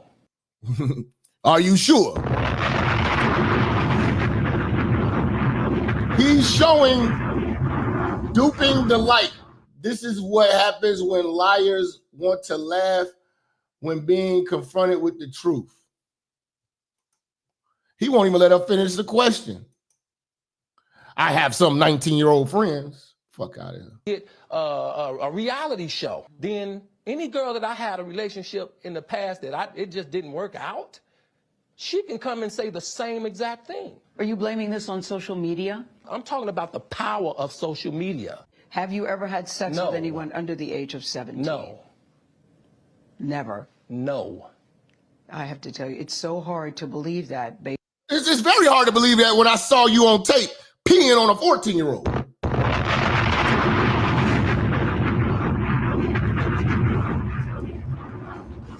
Based on all that we've read, I'm gonna tell you something, Gail. There's one thing. I'm gonna tell you something. What the women said about you. What women said about me. What women. So nobody's allowed to be mad at me and be scorned and lie on me. Mm-hmm. So they're lying on you. That's your explanation. They're lying on you. See, this is the same thing. Like when I bring out the truth about certain motherfuckers doing fuck ass shit, they be like, "I'm hating" or "I'm clout chasing." That's how when you bring real truth out. That's they utilize shit like that, like a shaming tactic. Instead of confronting the truth, just say flat out it's a lie. Or to just disprove it. Oh, they just mad at me. Oh, they just scorned. No, they ain't scorned, nigga. You fucking recording the hoes and peeing on them. Absolutely. Absolutely. Absolutely. You feel that people have maligned your character? I have been assassinated. I have been buried alive. But I'm alive. So I think the point you're making is this nigga, he in his mind, he thinks he's deep and profound. But I'm alive. Yeah, you're alive and well in that motherfucking prison cell. If you are a freak and don't start a corn company at your back. Shout out to Daryl Peel with the 20. If you are a freak and don't start a corn company at your back. You're gonna have to expound on that, man. I'm not sure what you mean. But I respect you supporting this show with the 20. Much love. Just don't get what you're talking about. And correct me if I'm wrong, that you have never held anybody against their will. I don't need to. Why would I? Well, How stupid would it never be held for anybody. R. Kelly, with all I've been through in my way, way past, to hold somebody, let Because you're stupid, R. Kelly. You can't read and you didn't finish high school.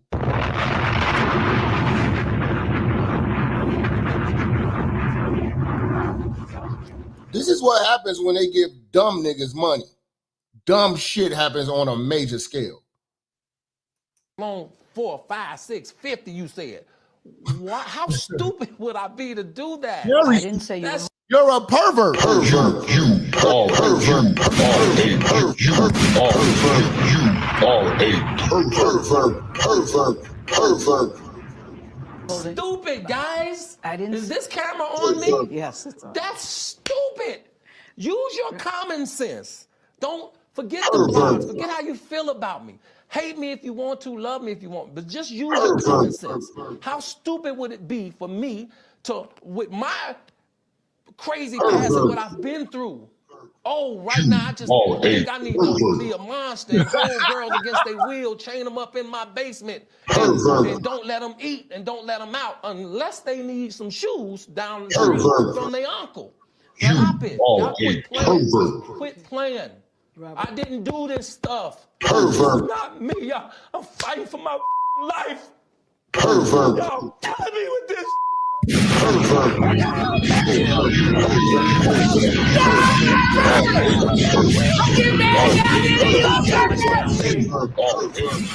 You're killing me, man. This is not about music. I'm trying to have a relationship with my kids, and I can't do it. Because you're a pervert. You just don't want to believe the truth. You don't want to believe it. Robert. You just don't want to believe it. At this point, we briefly paused the interview to give Kelly a moment. His publicist helped calm him down. Calm your Kelly's emotions remained very raw. Calm your perverted ass down, nigga.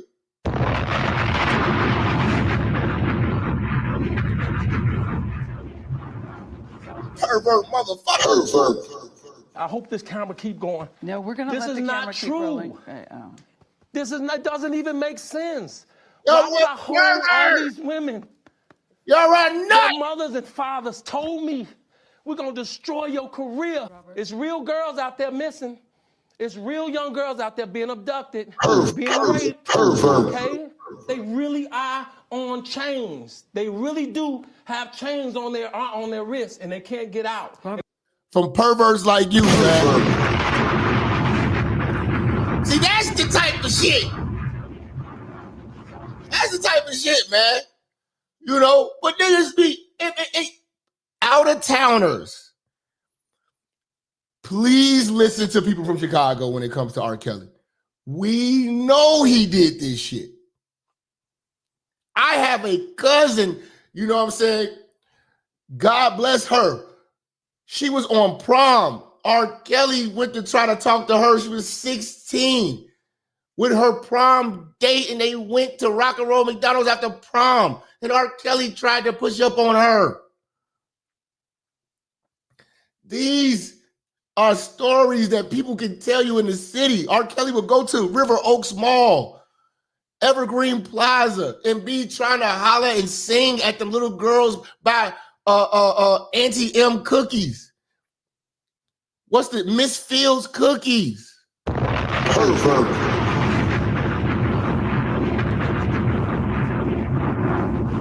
He over there by Cinnabon and Sabaros trying to motherfucking sing to these little young ass teens.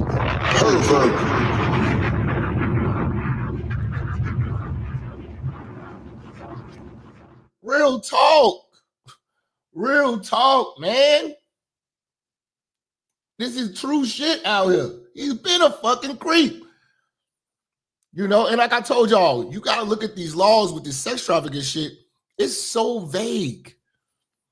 Yeah, it's so vague, y'all be thinking it's harmless, but you just gotta look how the law was written. You know, y'all be thinking this shit's sweet because he had 2 hoes moving them around, fucking them.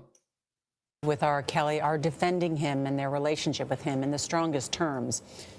And this just goes to show you how that money do, man.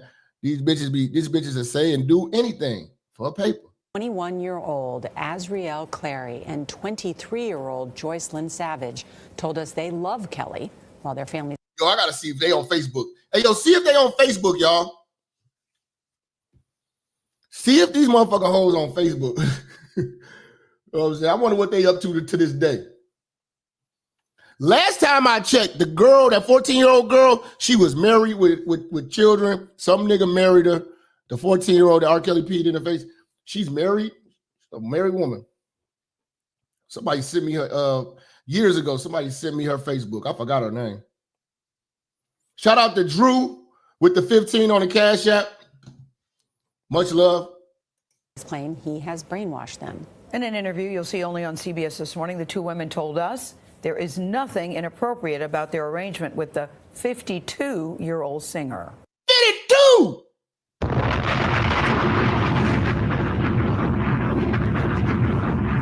That nigga at that age where you gotta go get your prostate checked, nigga.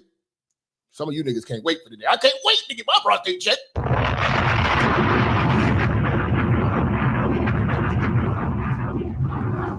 Some of you diddlers couldn't wait for that day. What is your relationship, both of you, with R. Kelly? We're with him. That's our relationship. We're with him. Yeah, that's what it is. This just goes to show you how stupid bitches are, man.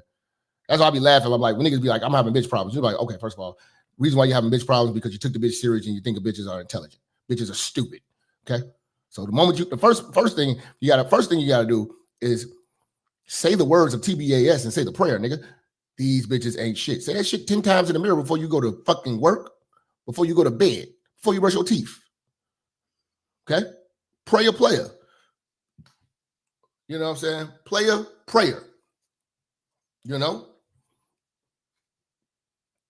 Once you realize that, you'll see that no matter how they look, how many degrees they have, they will do stupid shit for dick.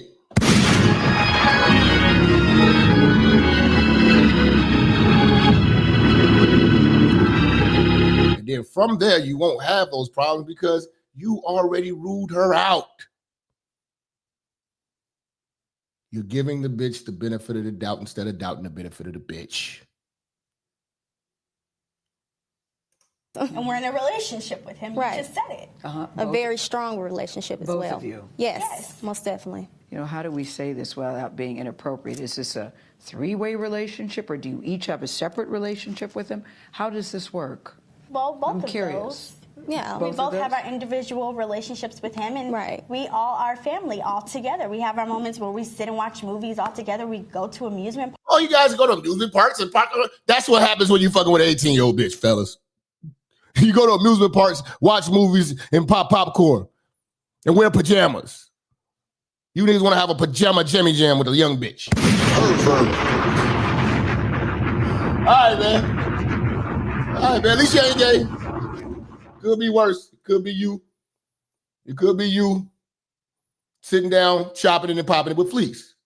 You know what I'm saying? R. Kelly is a perv, but there are some pervs in your Facebook group that say they would smash Gail. She got ass though, but she's 70 though. She looked like Droopy the dog in the face. Hey man, at least them niggas ain't gay, man. It could be worse, man. Like I say, shout out to Just Christian, man.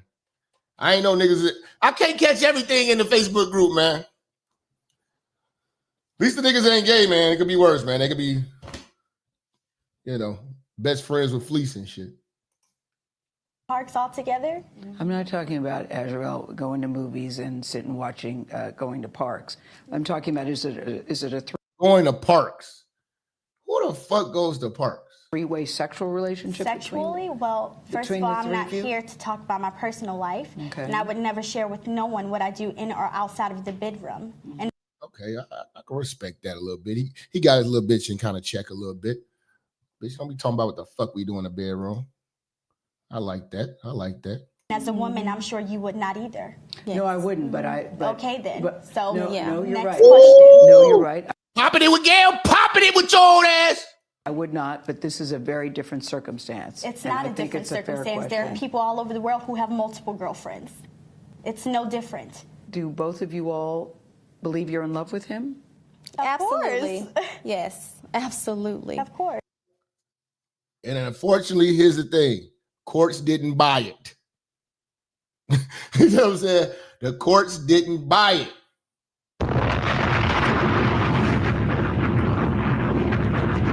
You know? Asking for a friend. Look it up, nigga. That's what Google's for. Should your No. parents be concerned? No. Why? Well, my parents knew where I have always been for 4 years. Your parents ain't shit. I want to tell you that. I want to say shout out to Davey on the Cash App with the 5, man. Much love. Don't think I don't see you when I see you because I'll be seeing you because you niggas show love and respect to this church. Pervert. Follow me. Follow me. Follow me. I'm hoping to see the day when our people you follow me. Bitch ass hoe. Years they have known. They know that I've been well taken care of. They never thought you were missing, Azrael. They just were wondering if you were okay. Well, my parents have actually came to Chicago and seen me a few times. I've talked to them. They stopped answering my calls. You know what they say? They say that you were brainwashed. I talked to your dad last night. He says, my daughter is brainwashed, and he's very concerned. He said he was here 2 days ago, and you wouldn't even look him in the eye.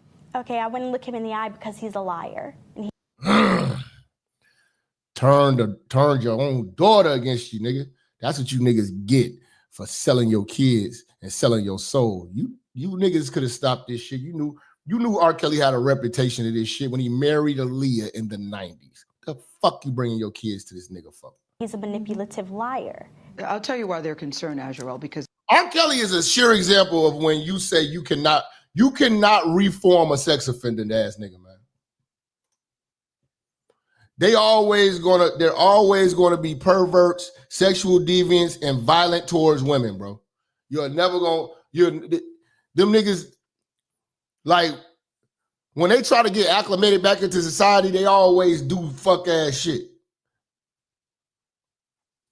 You know what I'm saying? TPA, the parents ain't shit. God damn, Southern Diplomat just ain't letting up on you. they say she's 17. We found text messages that indicated that she was having sex with R. Kelly when she was 17. Is that true? No, that is a lie. That is a lie. I was not having sex with him at 17. Even if you did, that's not legal in Illinois. It's not illegal. It's really it's sad. It's sad. I don't know who voted for that shit. I don't know who voted for that shit. But in Illinois, the age of consent is a 17-year-old. And I think in Vegas, the age of consent is a 16-year-old. There's states in this country where the age of consent is 16. I want to say Georgia. No, it's a lot of states, man. Let me see if I can find that map. I seen there's a map. Age of consent map. You know, federally, a lot of this shit is 18, but state-wise. All right, see, look, there's a map. If you type in on Google, age of consent, you can see the maps. Let's go through it. Is this Alaska? Alaska and Hawaii, the age of consent is 16. 18 is in California. 18 is in all the surrounding states except for Washington. Washington is 16. The age of consent is 16. This is why all the pimps go to Seattle. The age of consent in Nevada is 16. The age of consent, it was at Montana, 16. South Dakota, 16. Yeah, Georgia, all the way up to West Virginia, except for Florida. Florida's 18. It's either Kentucky, that's Kentucky. 18, Tennessee, 16, Indiana, 16. All the way damn to Maine is 16. Majority of the country is majority of the country, it looked like a Republican thing. Majority of the fucking country is the age considered 16 years old.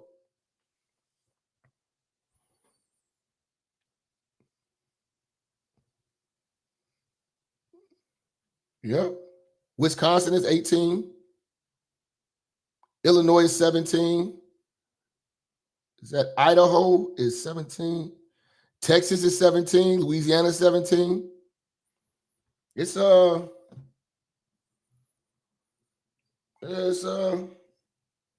gets tricky, man. Ohio is 18. That was Ohio? See, it don't put the names of these states. I'm trying to look at the shape. I'm trying to go by memory. It just shows when you go by the map, it just shows the state, but doesn't show it don't put like the initials of what the name of the state is. Hold on, let me see if I can find another one. But I was blew away, man. You said New York got to be 18. Let me see what New York is.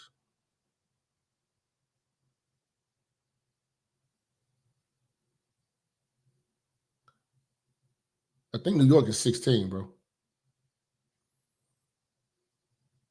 Let me see. I could just Google New York for you. 80%.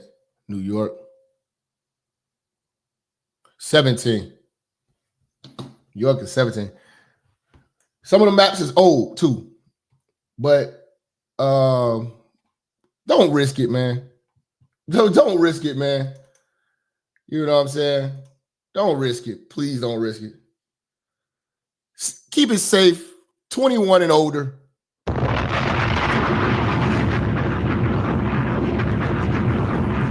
Just keep it safe. 21 and older.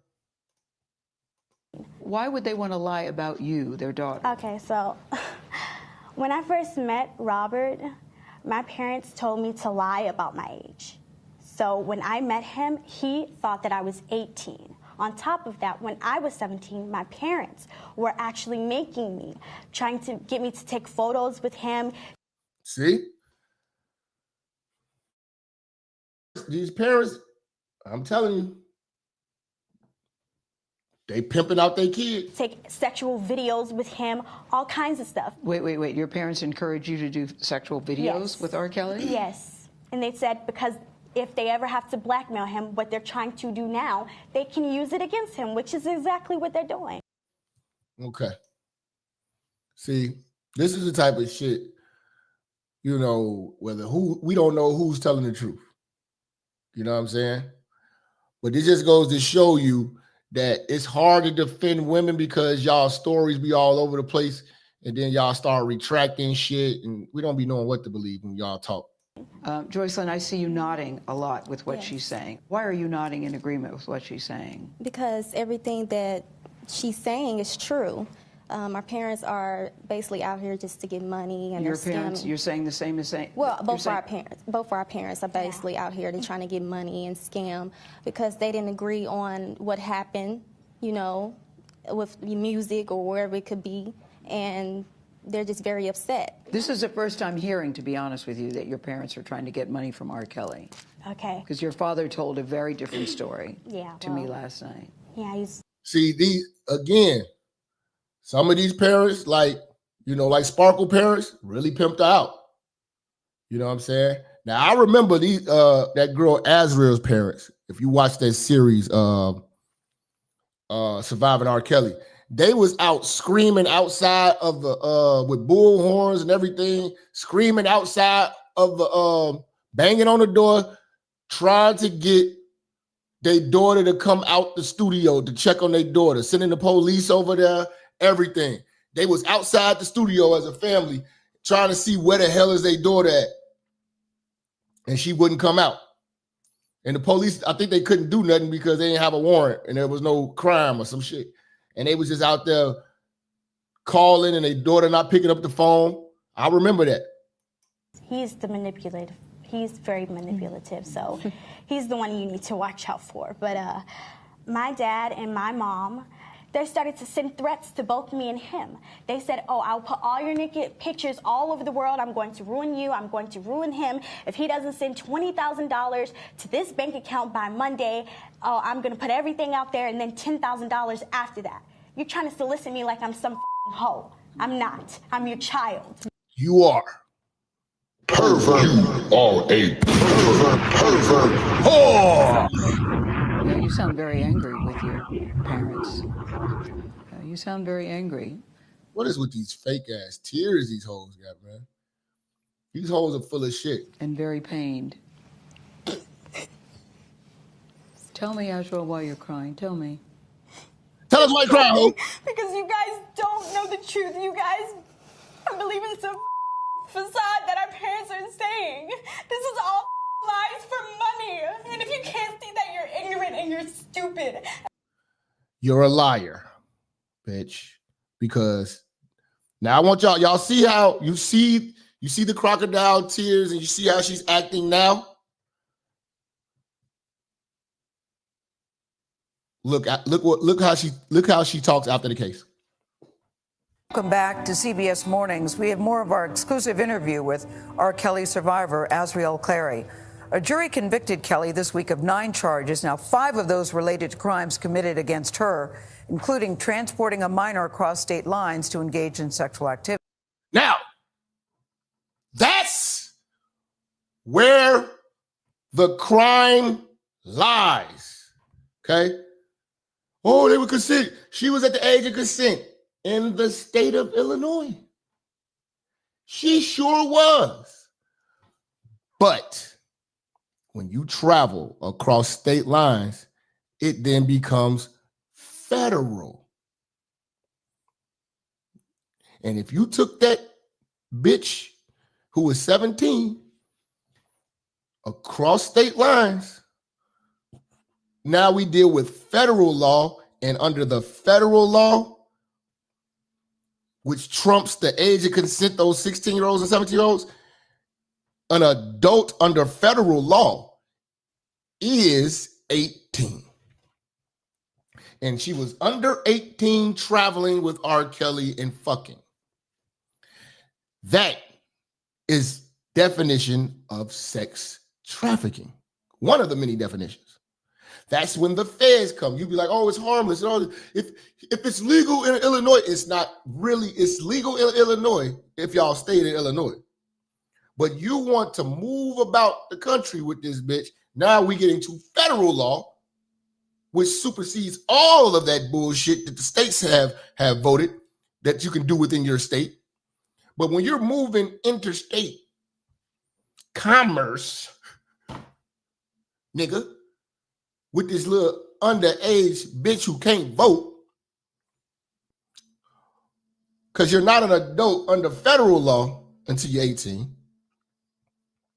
States can try you as adults and stuff like that, but you can't get nothing. It's only federal once you're 18. So now you broke federal law. Now it goes under the sex trafficking thing. Now we're investigating your punk ass. See how that works? See how your ding-a-ling get you in trouble? Clary, who is now 23 years old. And the real dick police come to see you. Now the real dick police are coming to see you, put you in prison. See, that's dick police. When the feds put you in prison for jacking off, that's dick police. When the feds put you in prison for transporting young hoes, that's dick police. Not Minister Jap telling young niggas that ain't the way. Watch Abducted in Plain Sight. Brainwashing by perverts is real. Man, that sounds like that's a hell of a movie, or is that a documentary? Please expound on that, brother. Shout out to Steve. Please expound on that and let me know if that's on Netflix. I'm watching that today. Says Kelly abused her verbally and physically for years. The first time we met her, she was 21 years old and she was still living with R. Kelly. We spoke with her again yesterday. It's her first interview since the trial. Come on in, Azrael. Now, we just saw her crying crocodile tears on behalf of R. Kelly. Let's see what the fuck this bitch got to say now. Well, you look good. Thank you. So do you. Have a seat. I'll just start with this. I'm really glad to see you again because I wasn't sure I'd ever get to talk to you again. I'm very happy to be here and see you again as well. It feels like a full circle moment to me. When we first met Azriel Clary in March of 2019, she had been living with R. Kelly for almost 5 years and was one of his fiercest supporters. Because you guys don't know the truth. You guys are believing some facade that our parents are saying. This is all lies for money. Clary and another woman, Joycelyn Savage, told us then. Did y'all find these hoes Facebook or Instagram? Post that shit in the chat. I need to see what these hoes are looking like now. Post these hoes Instagram and Facebook or something. We need to see what the bitches look like, man. I want to post it up. I want to see what the hoes looking like. See what the hoes doing. That they were in a relationship with the embattled R&B singer. But Clary left the apartment she shared with Kelly in Chicago 7 months after our interview. I was lost and I felt invisible, and you know, I gave someone that control over me to basically make me do whatever it was that they wanted me to do and act however they wanted me to act. During R. Kelly's trial, she testified that he began sexually abusing. He looked like old miserable, withered down pervert. Using her when she was just 17 years old. At the time of the interview with us, were you afraid when you were sitting there? Did nobody find that shit yet? Y'all still ain't found the goddamn Instagram? Somebody found it. Okay, somebody found it Facebook. Let me see if I can pull it up. I want to see what the bitch Facebook look like. Bitch probably fat. Let's see them hoes fat. Just say something went wrong. That link ain't right, bro. Let me see. Yeah, that link ain't right, bro. That link ain't right. Let me see.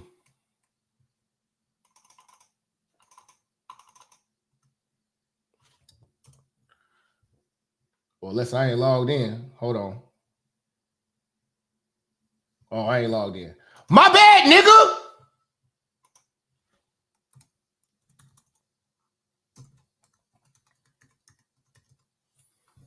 Let me see.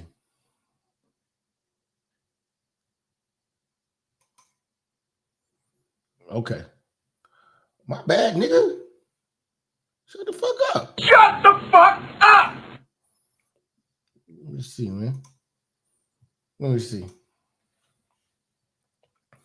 Check this hoe out. See what this hoe look like. So I ain't friends with this bitch. You can't see shit. Oh, this bitch made her shit private. She got one picture up. She look all right. She got one picture of the bitch like she do hair or something. Hold on. I ain't finna hit this bitch up and be friends with this hoe. She definitely, you know, you was R. Kelly, bitch. You ain't finna be having no Facebook that just open like that. She ain't finna be just doing that. This is a little bitch. She ain't looking bad. She like she still kept it together. She like she still kept it together. She still trying to land her nigga. Throw that pussy to Trey Songz or something.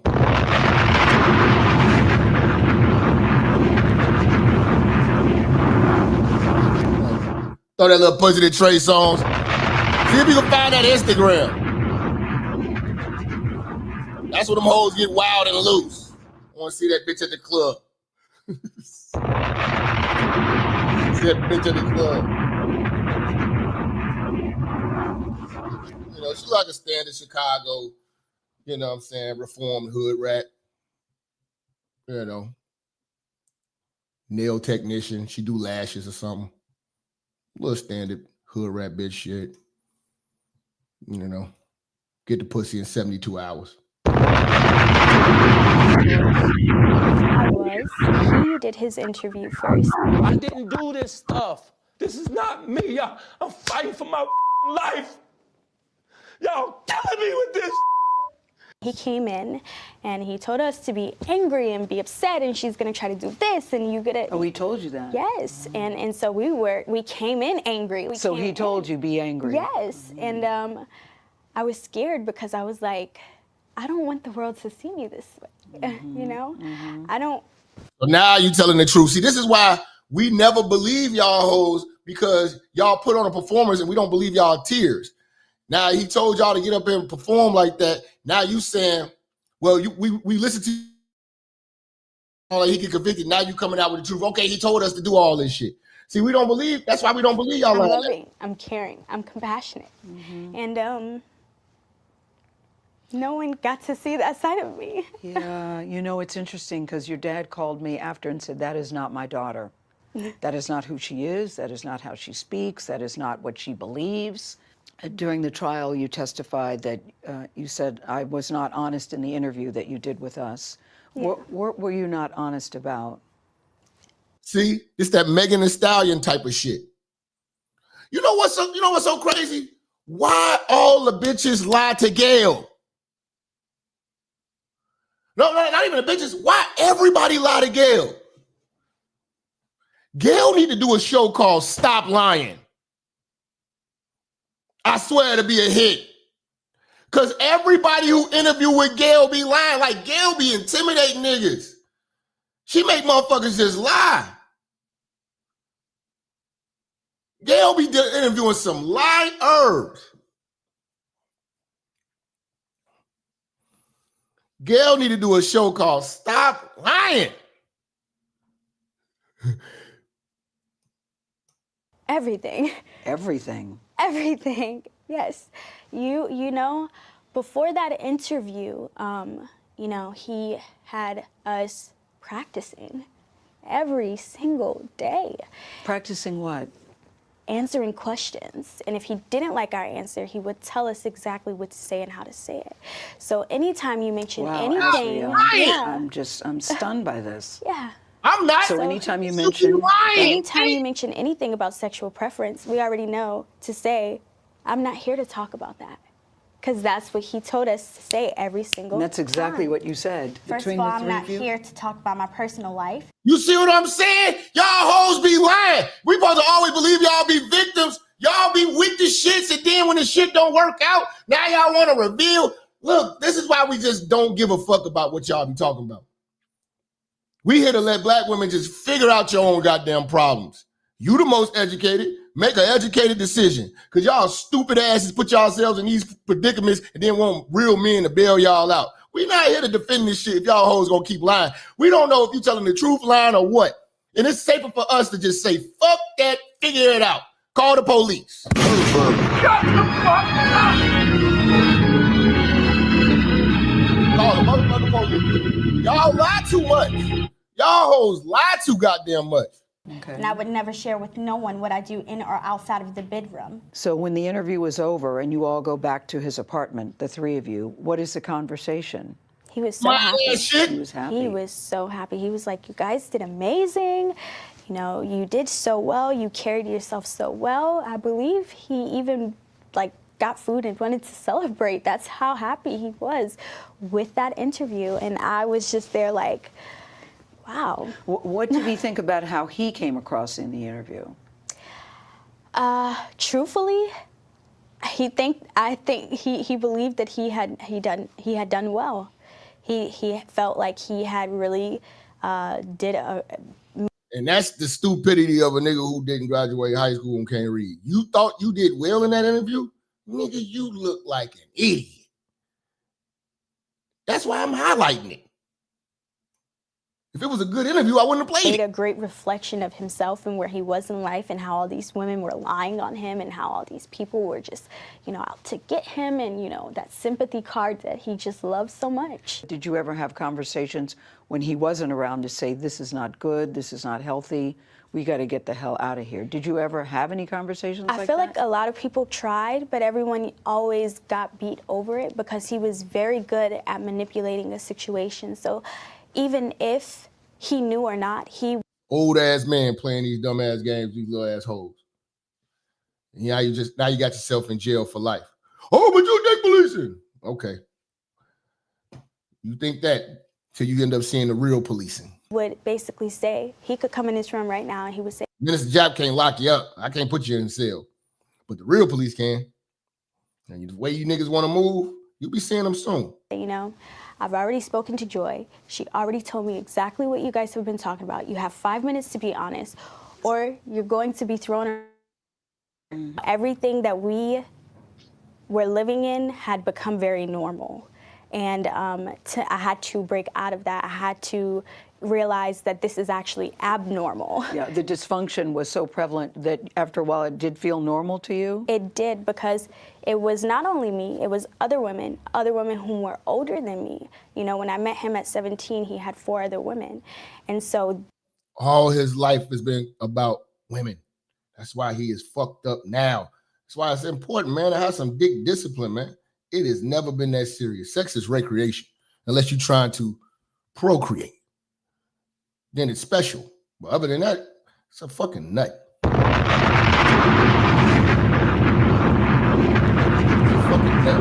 these women are all normalizing his actions, and then you have assistants normalizing his actions, and you have workers and security and everyone else that normalizes it. So me being very young at that time, I just learned to normalize it. What do you think anybody could have said or done to help you leave the situation sooner? Nothing. Nothing. Nothing.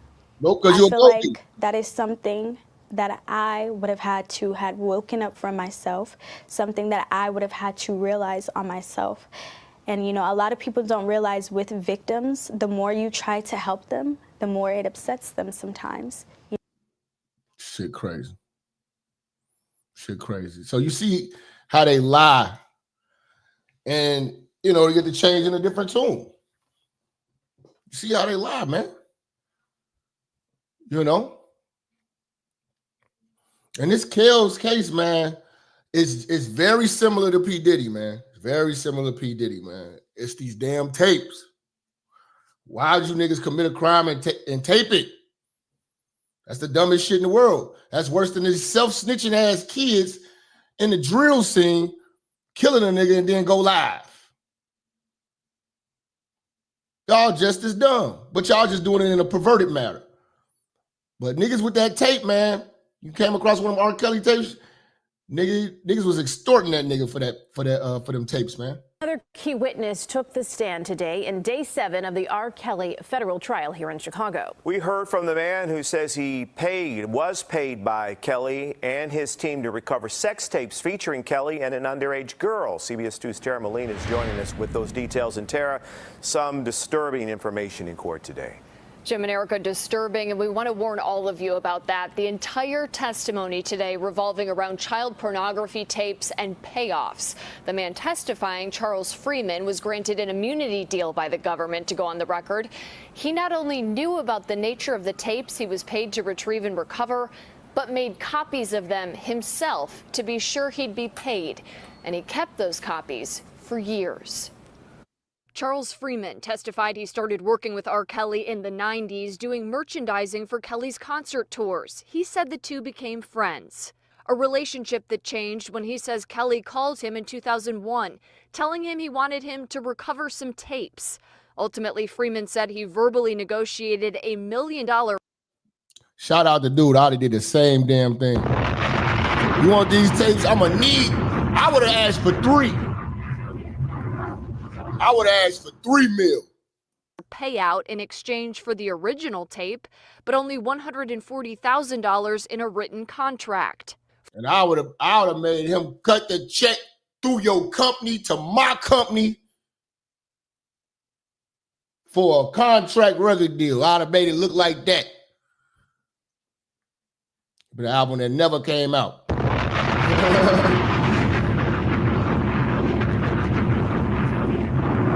Like, I don't know what you're talking about. Then they be like, oh, you stored them. You stored them. I'm like, I don't know what you're talking about. I have a company. He fronted the money for this. Sorry, I'm not sure what you're talking about. I ain't seen no tape. I gave him the tape. I gave him the original. So when the check cleared, boom. Here you go, nigga. I hope you get yourself right with God. I'm out. I'm going to Vegas.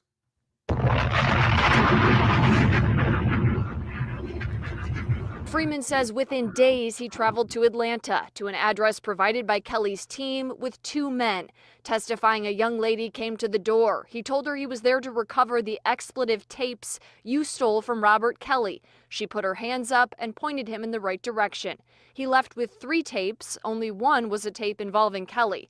He then went to a Walmart and purchased a VCR recorder and blank tapes, making copies because he didn't trust Kelly's team to pay him.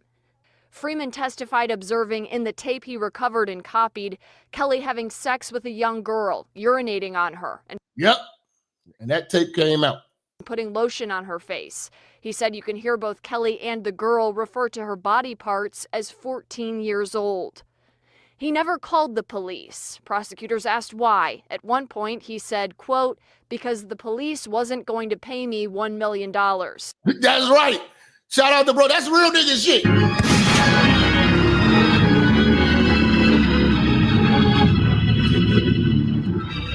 If that was my family, it'd be different.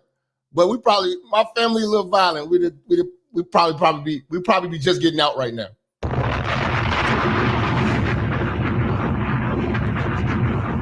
We probably all just be getting out right now. If it's just like that, I would love to go to jail with all my family members. About 8 of us, we all go to jail. We go to the same jail. We good. We good. We good. We have a good time, man. We have a good time. We be playing spades every day, man.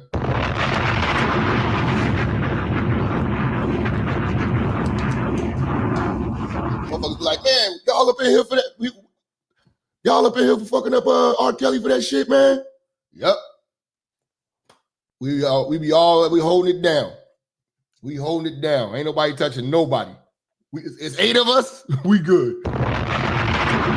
I'm coming through jail 8 deep. We coming through the jail 8 deep, all family. Oh man, I can do the bid. We coming through the 8 deep. In 2019, Freeman turned the copies over to his attorney after an attorney reached him about holding child porn for Robert Kelly. And that's what led to his involvement in this trial. Now, Freeman's demands for all of the money owed continued for years. He was paid in installments all the way up to and after the 2008 trial where Kelly was acquitted. We expect cross-examination. Damn, he paid him in payments. That would piss me off. I hate when a nigga owe me money. I got to keep asking for it. That would piss me off. Paying me in installments and shit. You know what I'm saying? Fuck that, nigga. Pay me in bud.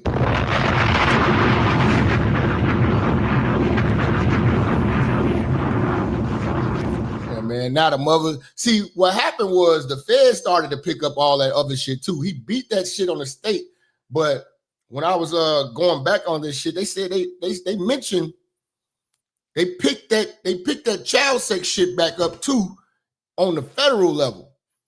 Because now they starting to scrutinize and seeing who the fuck was lying. Then they start looking at the lifestyle of the parents that got paid off. And shit ain't adding up. So when the feds get involved, you know, they gonna comb through your shit with a fine-tooth comb.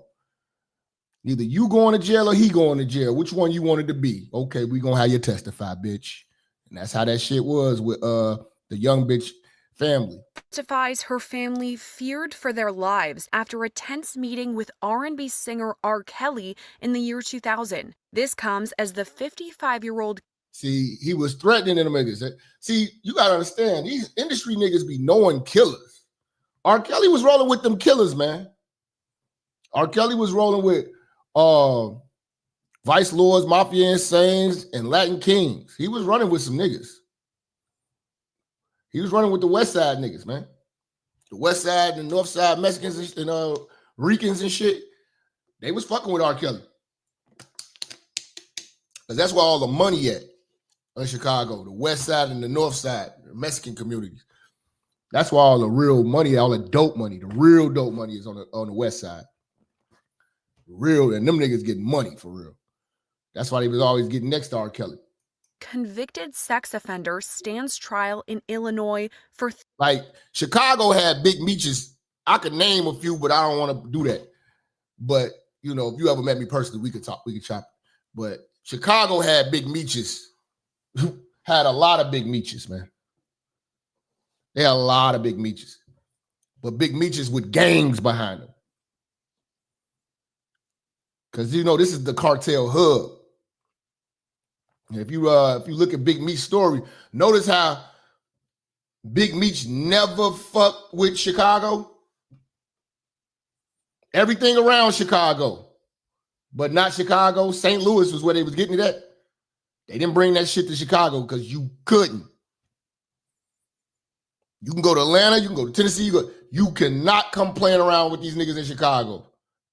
It is some real penthouse overlooking the city, Aston Martin driving, multi-million-dollar heroin niggas in Chicago, man.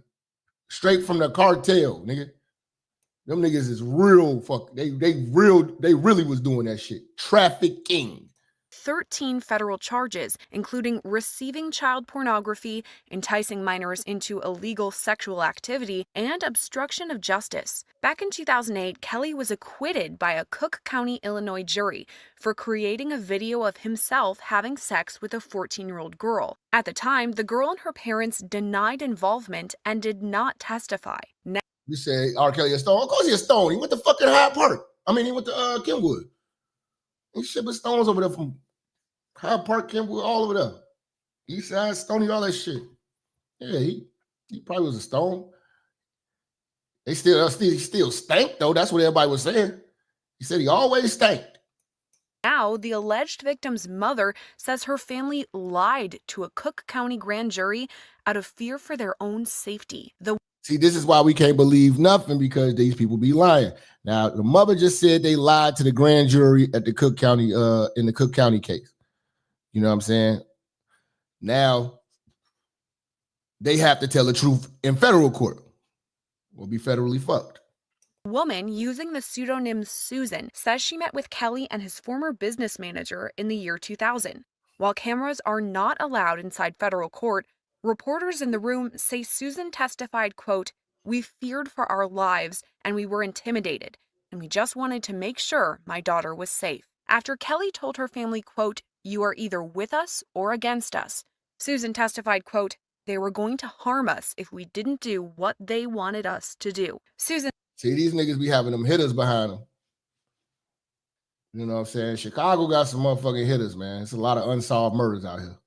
Said this meeting came after the Illinois Department of Children and Family Services reached out to her based on allegations that her daughter had engaged in sexual activity with Kelly. After that, Susan says Kelly paid for her family to. These ain't real nigga charges like nigga getting money or had to clip a nigga. None of that. Nigga, this is about you fucking a 14-year-old. You threw your life away for a 14-year-old piece of pussy. You fucking. Pervert or a pervert.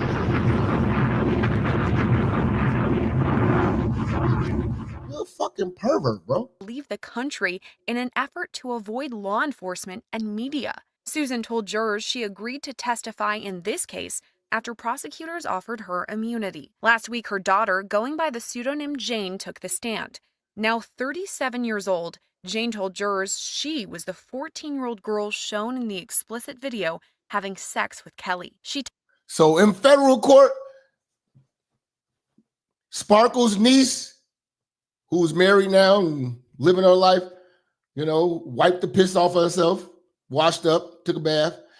She had to testify in federal court in the R. Kelly case that she lied,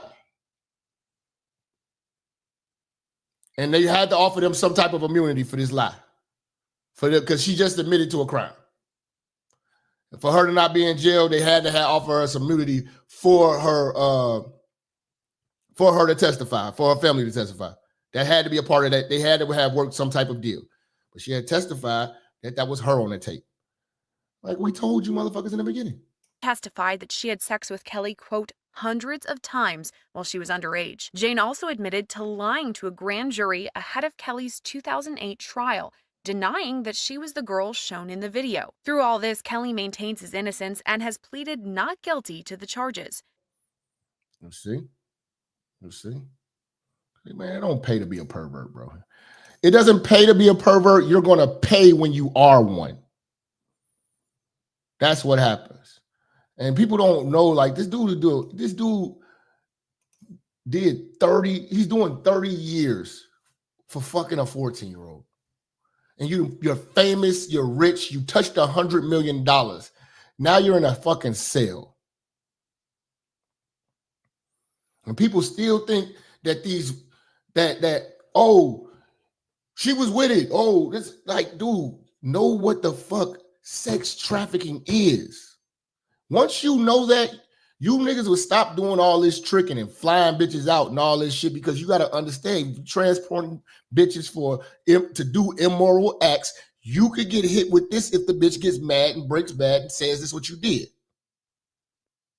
See, when you do that, you actually at the mercy of the bitch, because if she goes to the laws, it all fall on you. It don't fall on her. It fall on you.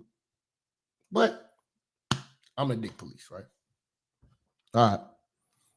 Don't worry. You're going to see the real police. You're going to see them soon. Federal court, R. Kelly was facing charges for being the ringleader of a decades-long scheme to recruit women and underage girls for sex. Same shit that Diddy did. Recruiting. Can you say that with me now? For everybody in the back who think that Diddy shit, oh, Cassie was with it. It's not the case. It's not the indictment. The indictment is about the recruitment, the traveling, the paying for penises.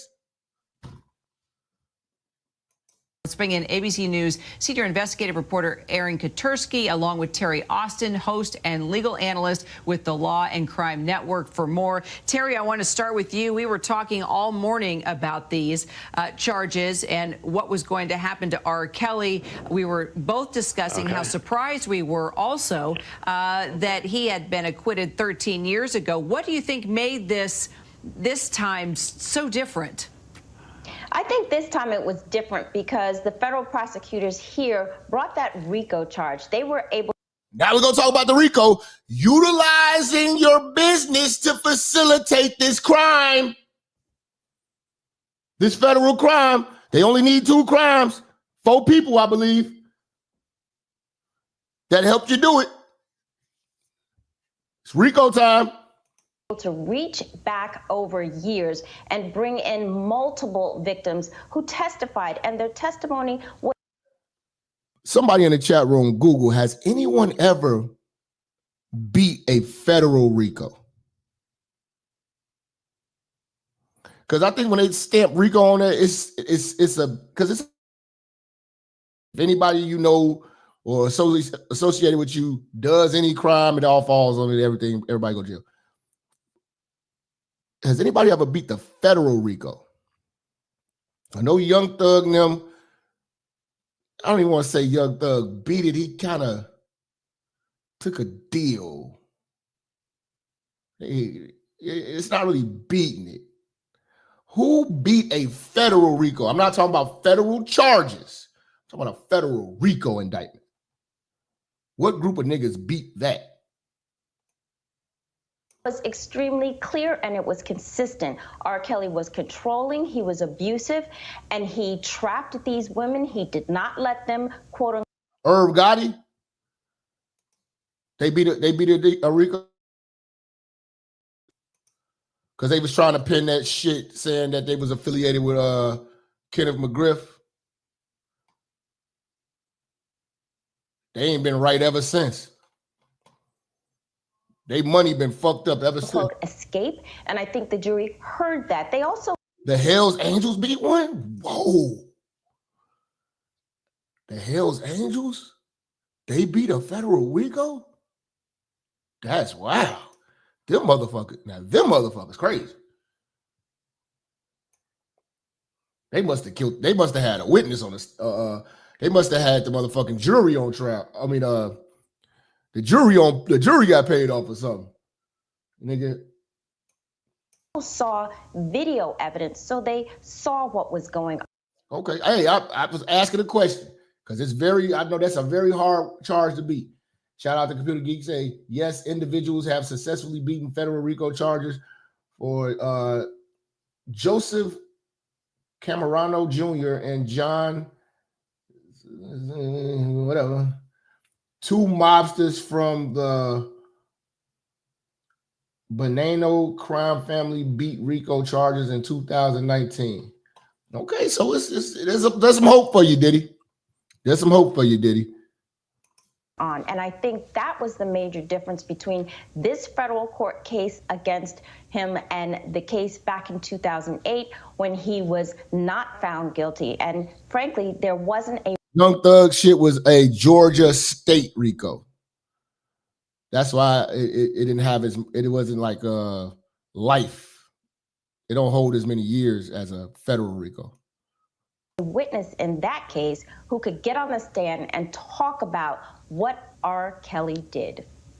And also his personal assistant, right, of 16 years, came forward with some pretty explicit details. I mean, when you're working side by side with someone as a personal assistant for almost 2 decades, you know a lot. That's right. She saw all of the women coming in and coming out. She actually was their escort at certain times. She took them shopping. She sort of took care of them, but she knew what was going on. She heard about the abuse that was going on.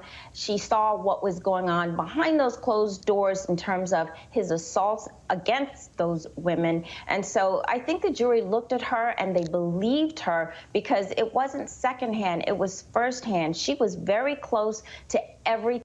And I'll be telling niggas, oh, you can't do no dirt with no woman. Soon as the police question it, she gonna tell everything, nigga. You might as well confess before this, because this bitch gonna tell. She ain't gonna hold no water, nigga. Key West, Florida Police Department beat a RICO. God damn. How the fuck they get a RICO? Thing that occurred. And so I think this is one of the reasons we got the verdict. She not locked up because she probably got an agreement with immunity to testify against him. Because they want him. And it's relatively quickly. They only started at the end of the week, and now it's Monday, so not that many hours they've been deliberating. In fact, I think it's probably 6 to 9 hours.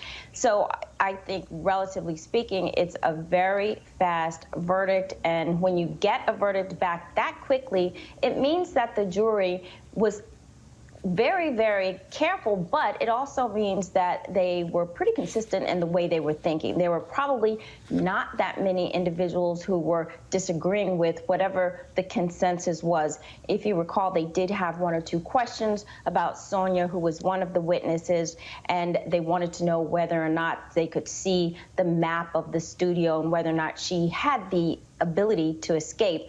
But other than that, it doesn't sound like they had too many questions about. So the jury wasn't fucking around. It was easy. It was easy work. It was easy work, man. Niggas that, man, this Diddy shit, man. Like I say, man, R. Kelly already embarrassed black men enough. This narrative of black men not having discipline has to stop.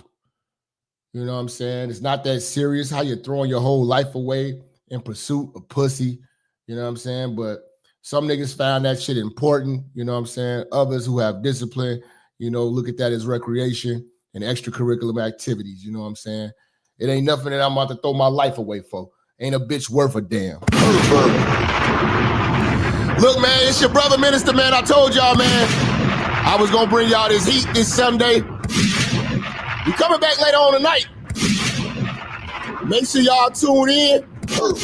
Follow me, share me, follow me on Instagram, follow me on Twitter, follow me on Facebook, share, support the church, and make sure y'all go over to Patreon for that 3-hour roast on all gay ass niggas on YouTube who let niggas hit their wives. It was a hellified show. It's a Patreon exclusive. Y'all make sure y'all get over there, man. Much love. Appreciate everybody for supporting me. You know what I'm saying? I'll see y'all in a few, man. Much love.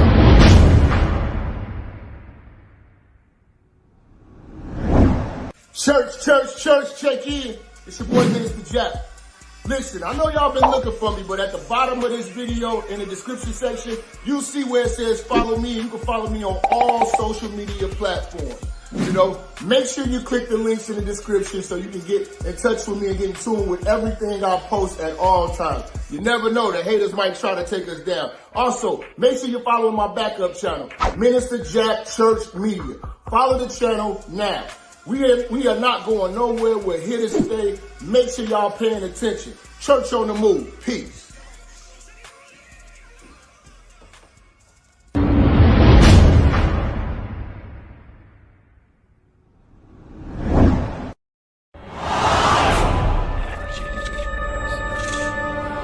Minister Jap, I'm talking to you, nigga.